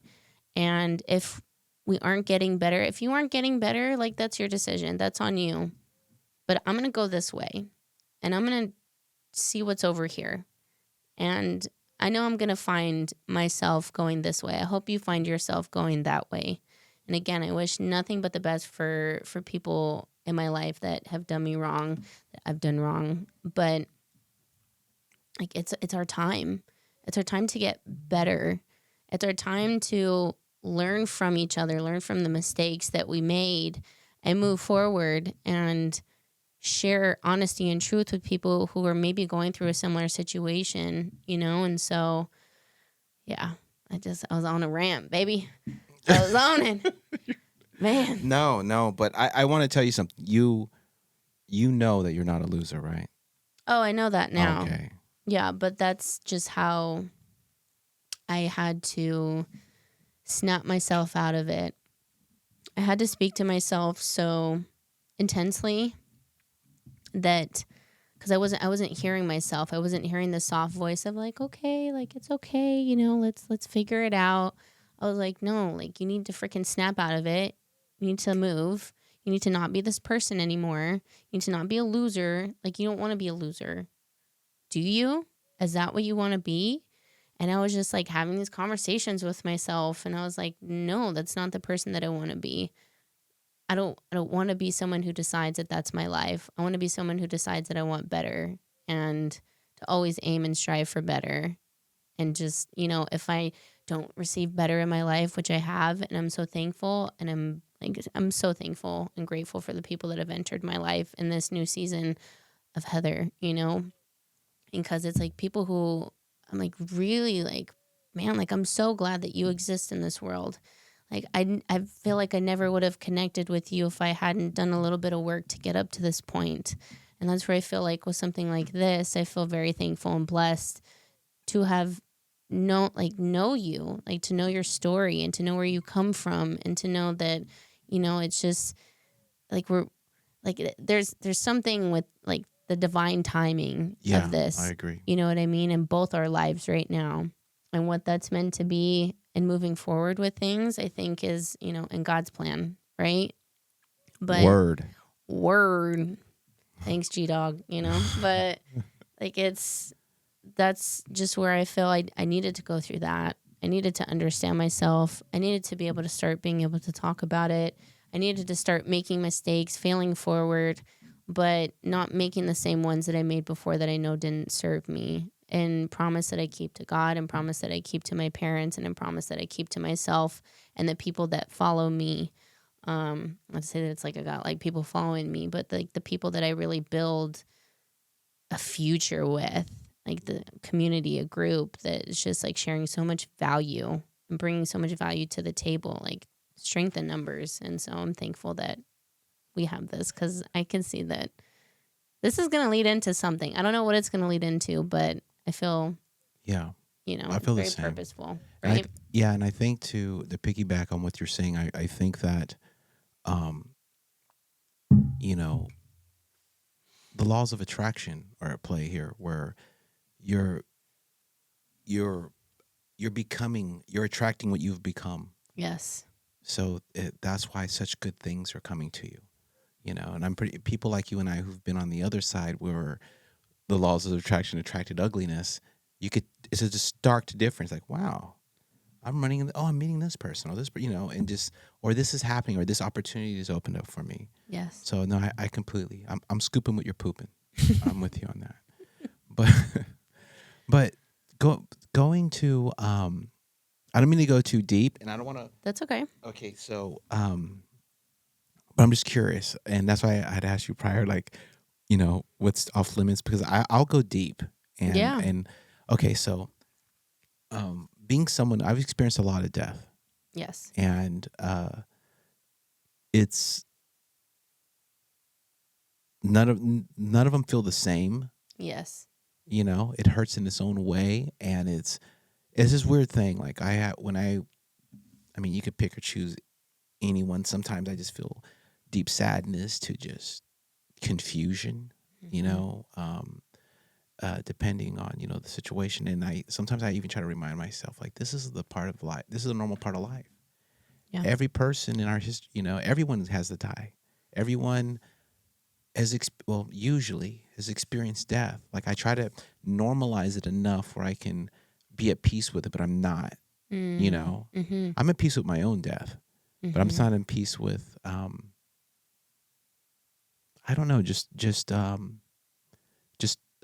those that are close to me. It just really, really sucks, and I guess a simple way of saying, Why do you think that is? Why do you think we care about more about other people's deaths than we do our own? What would you say on that? That's a good question because I Yeah. know people that are more concerned about their own death. Yes. Yeah. Um, to be honest, I think that there's a lot of points in my life where I didn't care if I died. So it's a familiar feeling for me, even as a kid. Mm-hmm. You know, I just didn't care. I've never felt valued. I mean, not never. That's an extreme word. It wasn't a regular feeling that I felt. I existed. Mm. You know, Mm-hmm. and I'm not like suicidal or anything like that, but I've been pushed to that point before. But feeling that way or me not existing, I do know that hopefully, if you know, it's not going to be in a very painful, drawn out way of a death. Like I always joke, I was like, I wish someone would just hit me with a drone. Those terrorists and this poof, the house is gone. That's the best way to go because Oh my you have gosh. no idea. You might be laughing at a commercial, then next thing you know, it's over. Right. But losing loved ones, like I think, is just profoundly painful. Like Yes. when my best friend was killed, Oh. I can remember the details, even to the point of carrying his casket. Like I remember, I was the lead pallbearer. I didn't want to be. I intentionally um, distanced myself from his family. God forgive me. I distanced myself from his family. Not distance myself, but didn't jump into the mix. Like, hey, how can I help? You know, once he died, he was murdered. Once he was murdered, what I did was I was like, I didn't know if I could handle even going to the funeral. Mm. And they had the wake the day before, and some of my friends were like, "Don't go, dude, don't go. He looks worse." I go, "Really?" Because he got shot right above the eyebrow. So the part of his skull and brain that came out, they try to put it back, Yeah. and it was a mess. And they go, "Dude, it's don't go." So I said, "Okay, thank you for the heads up. I'm not going." But I was the lead pallbearer, and as you can tell, I'm not built like Shaq. I'm short. So everyone else, it doesn't take much to be taller than me, as you can see, right? So at his funeral, I didn't sign up for any of this stuff. I stayed away. I sat in the back of the church. His mom and dad looked and found me. And hey, will you be the lead pallbearer? And I was like, sure. I mean, you don't say no. And Mm-hmm. I'm like, my heart's pounding, and I'm like, oh my God, please. And I'm glad that they did a closed casket at the funeral. They wouldn't open it because it was just that's mercy. Because I don't. There's a certain point where you shouldn't do it. When someone's shot in the face like that, you should not open it. I had a cousin Correct. of mine who was shot. I have a lot of family I've lost to gang violence. Yeah. I have a cousin of mine who was shot, and this is like 7 years ago, and she got shot doing a drive-by. That's where the environment I come from. She was driving, and she got shot, and the bullet kind of I don't know if it went to the base of the skull and came out her cheek or something, and but they still did it because all you can see is just a hole right here. They try to fill it, but if there's like facial and skull, and you got like you're not Hollywood level plastic people, special effects. Do not keep it close. I mean, keep it close. But sorry, I'm digressing. So I remember at the funeral we were there. I'm having an anxiety attack the whole time. I'm trying to do my, deep breaths and whatever. And I was like, yeah, I'd be the lead pallbearer. So I'm carrying it, and there's this Catholic church that has stairs down the front, one of those. So we're going, and I'm short. Mm-hmm. And so there's a little bit of a tilt where I'm at because I'm shorter than everyone, right? And I remember feeling his foot like, hit the side when I would walk because I added a little limp to the whole situation because the pallbearers. And I remember like it just kept making me feel like, oh, it tore me up so bad. And then we went and I stayed until they put him in the ground. And he's actually buried in Bakersfield at Green Lawn Cemetery out by Bakersfield College. Yeah. And I try to go back. Yeah, I think I'm a high school kid still, like senior. And this guy, he ran away with me. We lived in abandoned homes together. We've we've stolen food together to eat because we're hungry. We've slept outside together because we couldn't get into a house. And when we say abandoned homes, I want to point out not like a crack house, but it was like a back then, especially Bakersfield, the housing market sucked, but California housing market would go dry sometimes. So a house could sell on the market for a year or more. So we'd find one of those homes, just push the sliding glass door and or a window and get in. And in the wintertime in Bakersfield, it's very cold, so we'd sleep in the closet. So it's a bunch of sometimes a lot of times it was just me and him sleeping in the closet together. And so uh, I remember later in life, I was like, so let's say this happened at 17, right? Um, Fast forward maybe a few years before my divorce, I might have been like 34. I tried to go to the cemetery. I was like, I need to go. I just want to go see him. I believe that he's not there. That's just his body. Yes. And so I just want to go. I I went with my wife. We parked. I could not even step foot in the cemetery. I broke down. I had anxiety, and it was just because I didn't deal with it because I didn't know how to deal with death, and I already had other deaths of my friends stacked on top of it, and so I couldn't go. I mean, I think I might be able to go now because I did EMDR on it Yeah. over the summer, Yeah. over the summer, but it was it was just so bad, man. Like it was bad. It was so bad, and like there's a time I think about like my like there's a time my friend, we used to be in a rap group, and well, I used to be in a rap group, and my friend who was killed, he was like the lead rapper, and and he's the only one that wasn't involved in gangs or crime and dope dealing, all that stuff. It was a lot of, if you don't haven't noticed, a lot of rappers, that's real. Some of the stuff they say that they've been through, they're just basically telling what they've done to a nice beat in poetry. So I was in the group, and I remember like there was this night where we sat in the backseat of a truck. It was my sister's truck, and we were like looking at the stars, and we were talking about this. I think about this day often.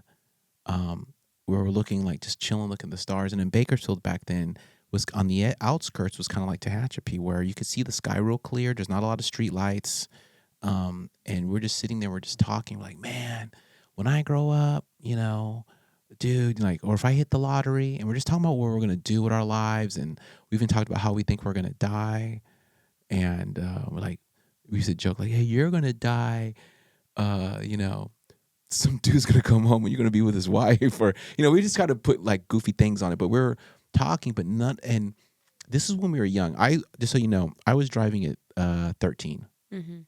so we're all underage, and I'm driving, and no one. I always think about the innocence we had that day. None of us were on drugs. None of us were into violence yet. One of us, my friend, I don't know, I almost said his name. One time I said someone's name and I bleeped it because it was real bad what he did. Um, he would steal. This guy would steal. Uh, this guy would steal. So, but not big things. Like we'd go to the store, like a convenience store or a gas station. We'd walk out and like, yeah, I got it, whatever. He goes, bro, anybody want any upper deck cards? I got gum. I got beef jerky. Like, I mean, we're up there ringing. He's grabbing. I mean, sticky fingers. Yeah. But I look back and I think about the innocence of that day, and I was like, man, we didn't have a chance. None of us had a chance to, like, all of us that sat in that truck, they're dead or mentally ill from drugs, like they're living on the streets, homeless, crazy Yeah. from doing too much drugs. Yeah. And I'm like, why did God set me aside? And but I think about the innocence of that day, like, God, man, like, if we knew then what we were facing in the world, I don't know, just that day sticks out to me. And then the Right. deaths and all that other stuff, it just piles on top of it. You know, I you're making me talk about things I've never even talked about before. Like I've talked about death and my friends dying, but Yeah. I reflect on the beforehand. Like, man, I miss those days. I wish I could have had a normal childhood. I wish I could have had a lot of things, because I don't know if it would have made me a better person, possibly. I think so. It was. Never mind. I think it would have. But I just, yeah. Yeah. But so bringing a full circle, sorry, I'm rambling on. I think that death, it's, in my experience, is just so shocking to the soul, you know. shocking to the soul. Like even my father abandoned. I didn't see my dad. Um, my dad died away. He abandoned the family. He died living on the East Coast. And we were able to make amends like a few days before he died. He died unexpectedly via heart attack. And my sister actually went out there to make peace with him and was able to eventually get it where he actually broke, like had a mental emotional breakdown at least. Yeah. And we became cool because even at that point, some people don't like to be confronted. Like I represented his past, and he didn't want to deal with me. You know, he was very insulting and cussing me out, and I didn't want to speak to him anymore. I used to tell people growing up my dad was dead. You know, I didn't have a dad. Mm-hmm. And so, but I remember even when my dad died, and my dad had did me pretty bad. It was so freaking confusing and painful at the same time that I got pneumonia 2 weeks later. Like my immune system dumped. I couldn't sleep. Mm. I was up for days. I was just nervous energy, just tripping off of that. And then ended up in the emergency room with double lung pneumonia. And so, but to my point is that death is just, it's so damn painful, man. It's a pain that's unbearable. There's no, like your foot, your ankle that's messed up. You might be able to like wrap it or maybe take an Advil or dip in some ice. You cannot do that with the pain of loss. It's in your soul, you know, and it's almost like a part of you dies with that person too. Yes. Yes, and your life from that point is gonna be different because that person's not there anymore. Yes. And there's just so many implications with it, and I don't want to experience that anymore. And I know I'm going to. Like my mother's older, and she's, God, I don't know. Her brain has had chemo done on it so many times. She's survived tumors and things like that. And Crazy. I spend my days going to the hyperbaric chambers and trying to rescue. But I'm just dreading that day. You know, I'm like, she's overcome. She was at the UC Davis, Northern California cancer place where they had to do a special surgery and chemo, and she's overcome her health situation 3 times. Yeah. But it's taken a toll on her brain, and and I'm just like, I'm just dreading that day. I'm just dreading it because you can't prepare. You can't prepare, but what you can do, if I may offer some. Oh, please. Some of your wisdom. My wisdom, because that time is gonna come for all of us. It's just what's gonna happen. We're alive, but what we all have in common is that we're gonna pass eventually. So when it comes to like our family members, like people around us, what I learned from my dad with him passing was having the conversation with my mom that I always wanted to have with her. And I actually got encouraged to do this by my therapist at the time because my mom and I did not have the best relationship growing up. She was very hard on me. I didn't understand why, but she was also treated not so great by her mom. Like she came from her mom telling her that she doesn't love her, that she doesn't know why she had them. Just kind of just very harsh growing up. She was in charge of taking care of her sisters at the time, and just a lot of expectations put on her. So no one really showed her what love and caring and all that was. And so growing up, she tended to be a little bit harsher with me, and I never understood why. So we would always not scrap, but we would always go back and forth, and I would be like, there was tension. There was tension. That's a good way of putting it. There's a lot of tension. And so when my mom got sick, that was actually the first time that my mom was a lot nicer to me, and she started opening up to me a lot more about things, telling me that she loves me. And I was like, what the heck, Mom? I was like, are you okay? And when we talked about it, I sat down with her and I was like, Mom, there's something that I just like want to talk to you about, and I just want to get it off my chest. And she's like, okay, what is it? I was like, you were extremely hard on me growing up. You didn't really make it easy for me to feel like that you loved me. And why was it so difficult for you to tell me that you loved me all the time? I would tell you I love you, and you'd be like, yeah, okay, me too. And I'm like, and then you would tell me that you wouldn't hold me as much as a baby. Like, what? Why? I just want to know why. Like, the little girl in me is asking me to ask you why. And she got emotional and she started saying, she's like, I grew up where my mom didn't tell me that she loved me. I didn't really have a childhood. I had to take care of my sisters, and I didn't have the experience of knowing what it was like to be loved and appreciated. And so I grew up basically surviving and taking care of other people. And she's like, and I'm sorry for treating you that way because, she's like, and my mom, little sassy woman, God rest her soul. And she'd be like, sometimes like you deserved it. And I was like, no, no, no, no, no, no, no. I'm like, you're not going to put that on me, Mom. I'm like, but I hear what you're saying. And I just want you to know that I forgive you. And it was like just silence. And I was like, so I'm going to ask you now, what is it that you want to hear me say to you?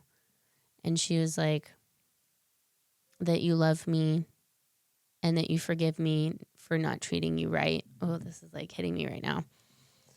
And I was like, I do forgive you, Mom. I do love you. As an adult now, I can see that you had it rough growing up. I'm not going to know everything that you ever went through, but I at least know that you love me and that you care about me. And I was like, you're one of the strongest women that I know. And I needed to get that off my chest of how I felt because there was a lot of unanswered questions. So going back to, like with your mom, like if you can have that conversation of just something that you want to have with her, if you can, if you feel like you can, that's what I would recommend. And that's what I've recommended to, like, one of my best friends talks about, like, oh, like, I'm scared that I'm going to lose my mom and all these things. And I'm like, make the most out of what you can right now. Disrupt the cycle of maybe what's always been true of like being mistreated or mistalked to, and just addressing that now. Because what my therapist told me was you don't want to have these feelings come up when you're in your late 50s, 60s, like I have some of my clients do now because they never brought it up in the first place. And I was like, okay. I was like, well, that's a good point. And so when I brought it up to my mom, she was open-minded to it and we talked it out. We both cried. And I think, and I told my mom this, I was like, Mom, cancer was just one of the best things that ever happened to you because it opened up your heart. You developed such a better relationship with your sisters. You developed such a better relationship with me. When I hang out, like we're hanging out, we're talking, and you're letting me read to you, that like that was one of the things that I will cherish that moment, those moments forever, is I got to read to my mom. My mom was a big reader while I was growing up. Always sit in her chair reading her book and be like, I'm never going to be a reader. Reading's for lame-os. But now I'm like over here just hosted like first book club today, but it's just times have changed. But yeah, like just being so present with her. And I knew that the day was going to come. And so being that, my mom on the hippie side, on the spiritual side, I was like, Mom, when you pass, how do you want to communicate to me? I was like, don't be some weird ghost in the corner that's haunting me, like moving shit around. Excuse my language. Like moving, we'll bleep that out. Like moving stuff around. I was like, how do you want to communicate to me? And she's like, Do a bald, short, black guy? No, I'm just kidding. I'm like, oh, Mom? I was like, how do you want to communicate to me? And she's like, I'll be a hummingbird, or a butterfly. She's like, what would you be? Like, I'm like, okay, well, if I pass before you, I'm like, I would probably be a butterfly. And that's how I would communicate to you. And I had the same conversation with my dad before he passed, was how would you want to communicate to me? And we'll backtrack to my dad, because that's where I believe that, yes, like to address what you said, like, yes, they leave their bodies, but their spirit's still around, the energy's still around. I had this conversation with my dad before he passed. He got sick. I was like, Dad, I was like, if if I passed before you, like, how would you want me to communicate to you? He's like, Heather Renee Barba. He's like, you shut the hell up. He's like, it's not going to happen. And I was like, okay, well, how do you want to communicate to me? He's like, I don't know. I was like, well, how about you communicate to me through dimes and pennies? He's like, dimes and pennies. I was like, yeah, I heard somewhere that's how, like the past, or like the people who've passed on communicate to us, who are still living.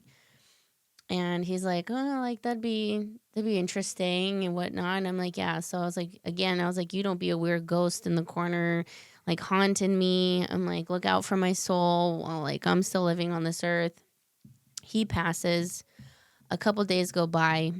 I had to go grocery shopping, and I'm grocery shopping. I'm going down the middle of an aisle, and I see something shining directly in the center of the aisle.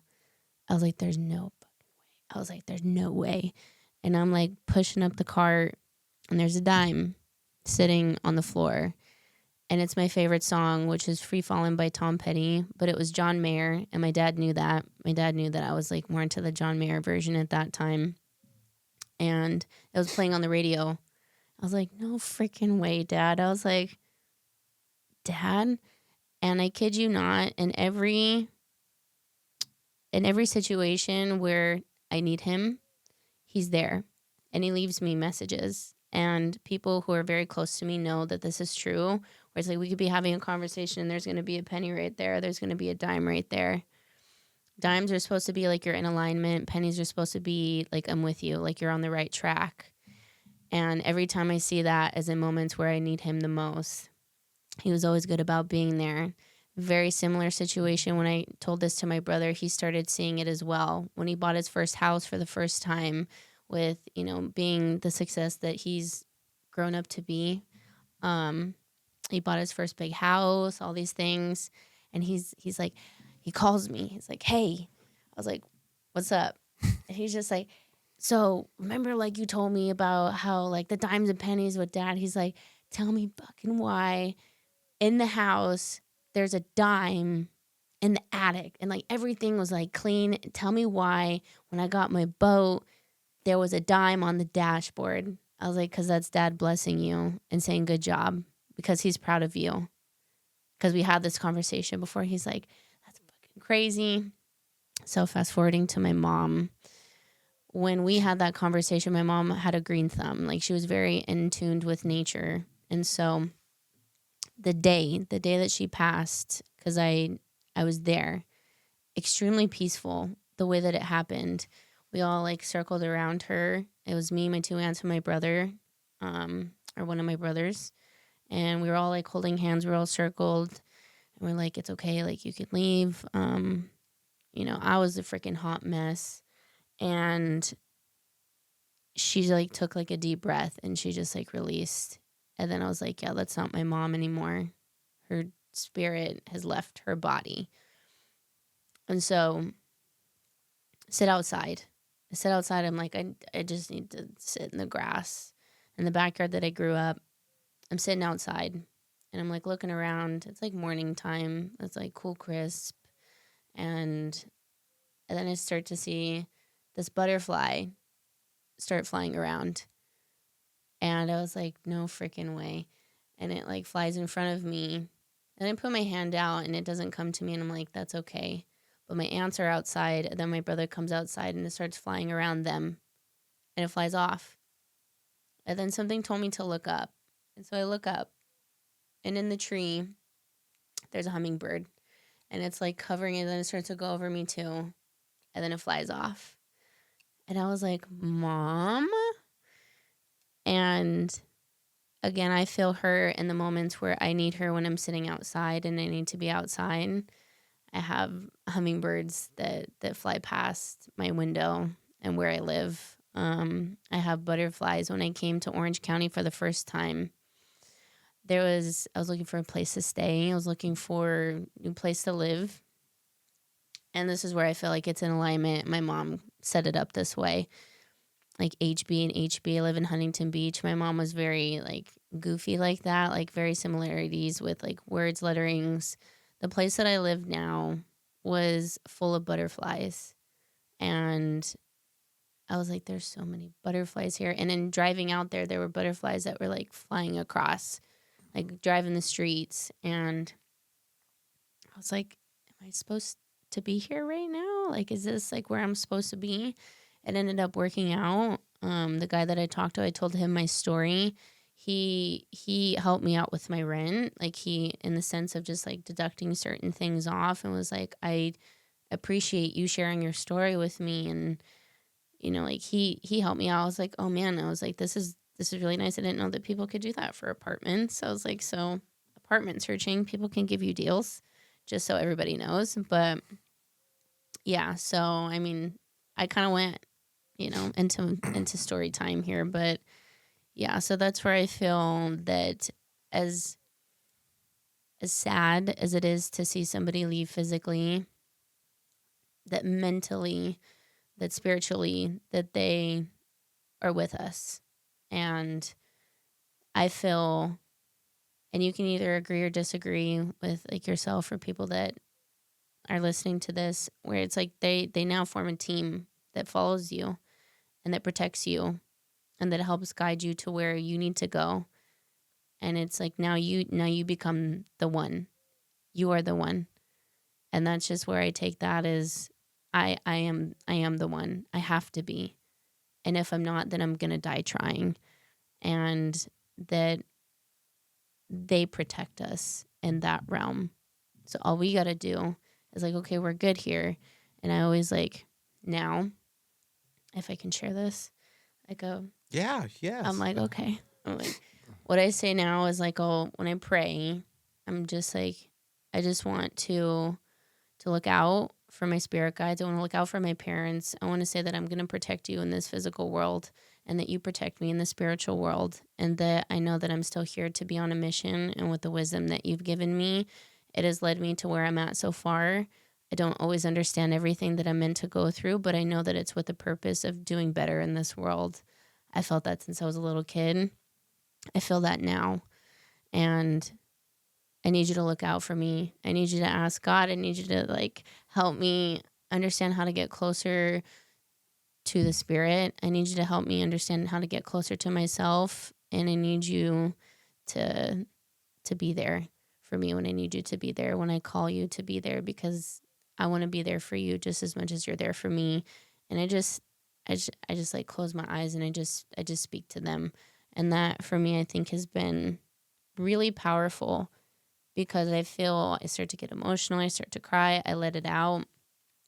And some people might call it woo-woo-y, but I'm like, there's something to it. There's something tapping into the deeper sense of yourself and tapping into like the people who've passed. Like there's a reason why you're still here.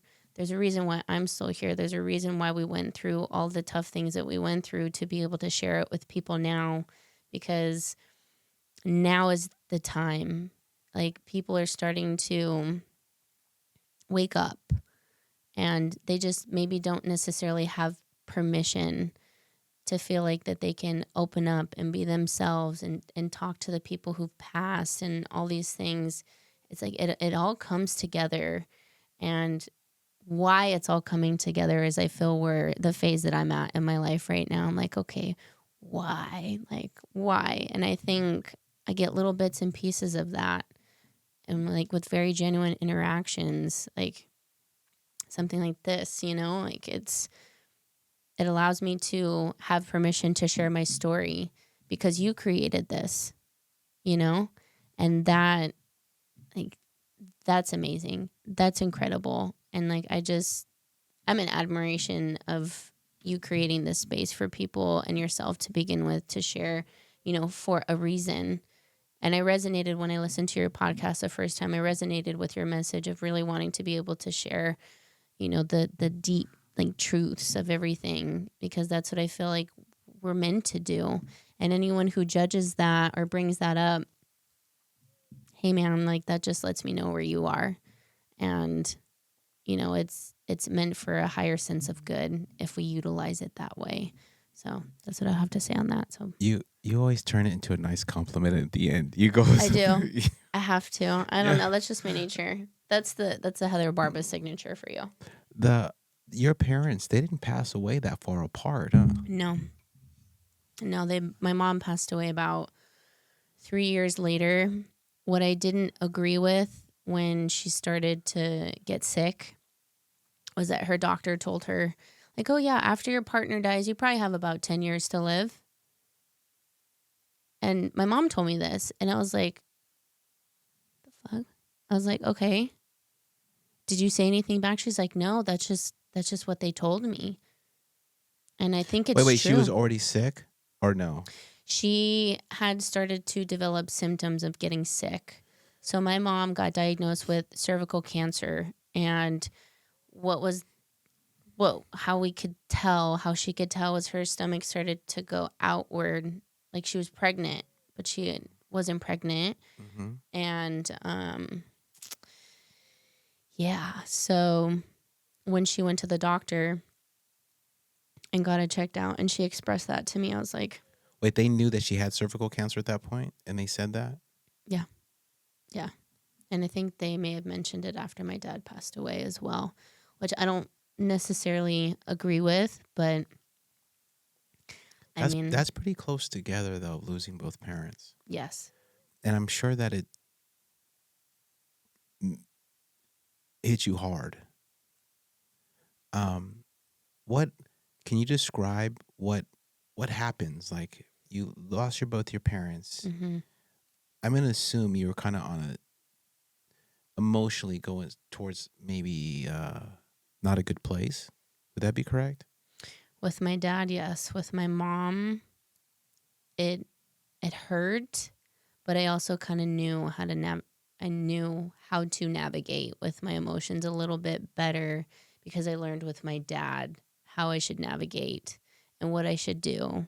And it doesn't make it easy. It still doesn't make it easy, but I talk to them all the time. How did you, so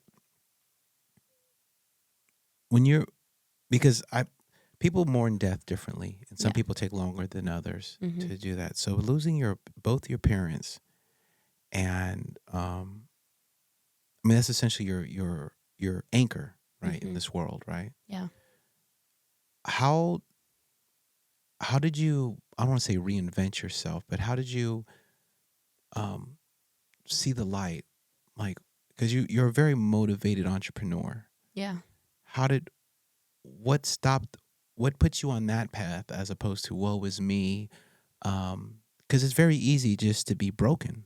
Correct. Yeah. Yeah. What was that? Is that athlete in you who's just competitive, or is it like what was it?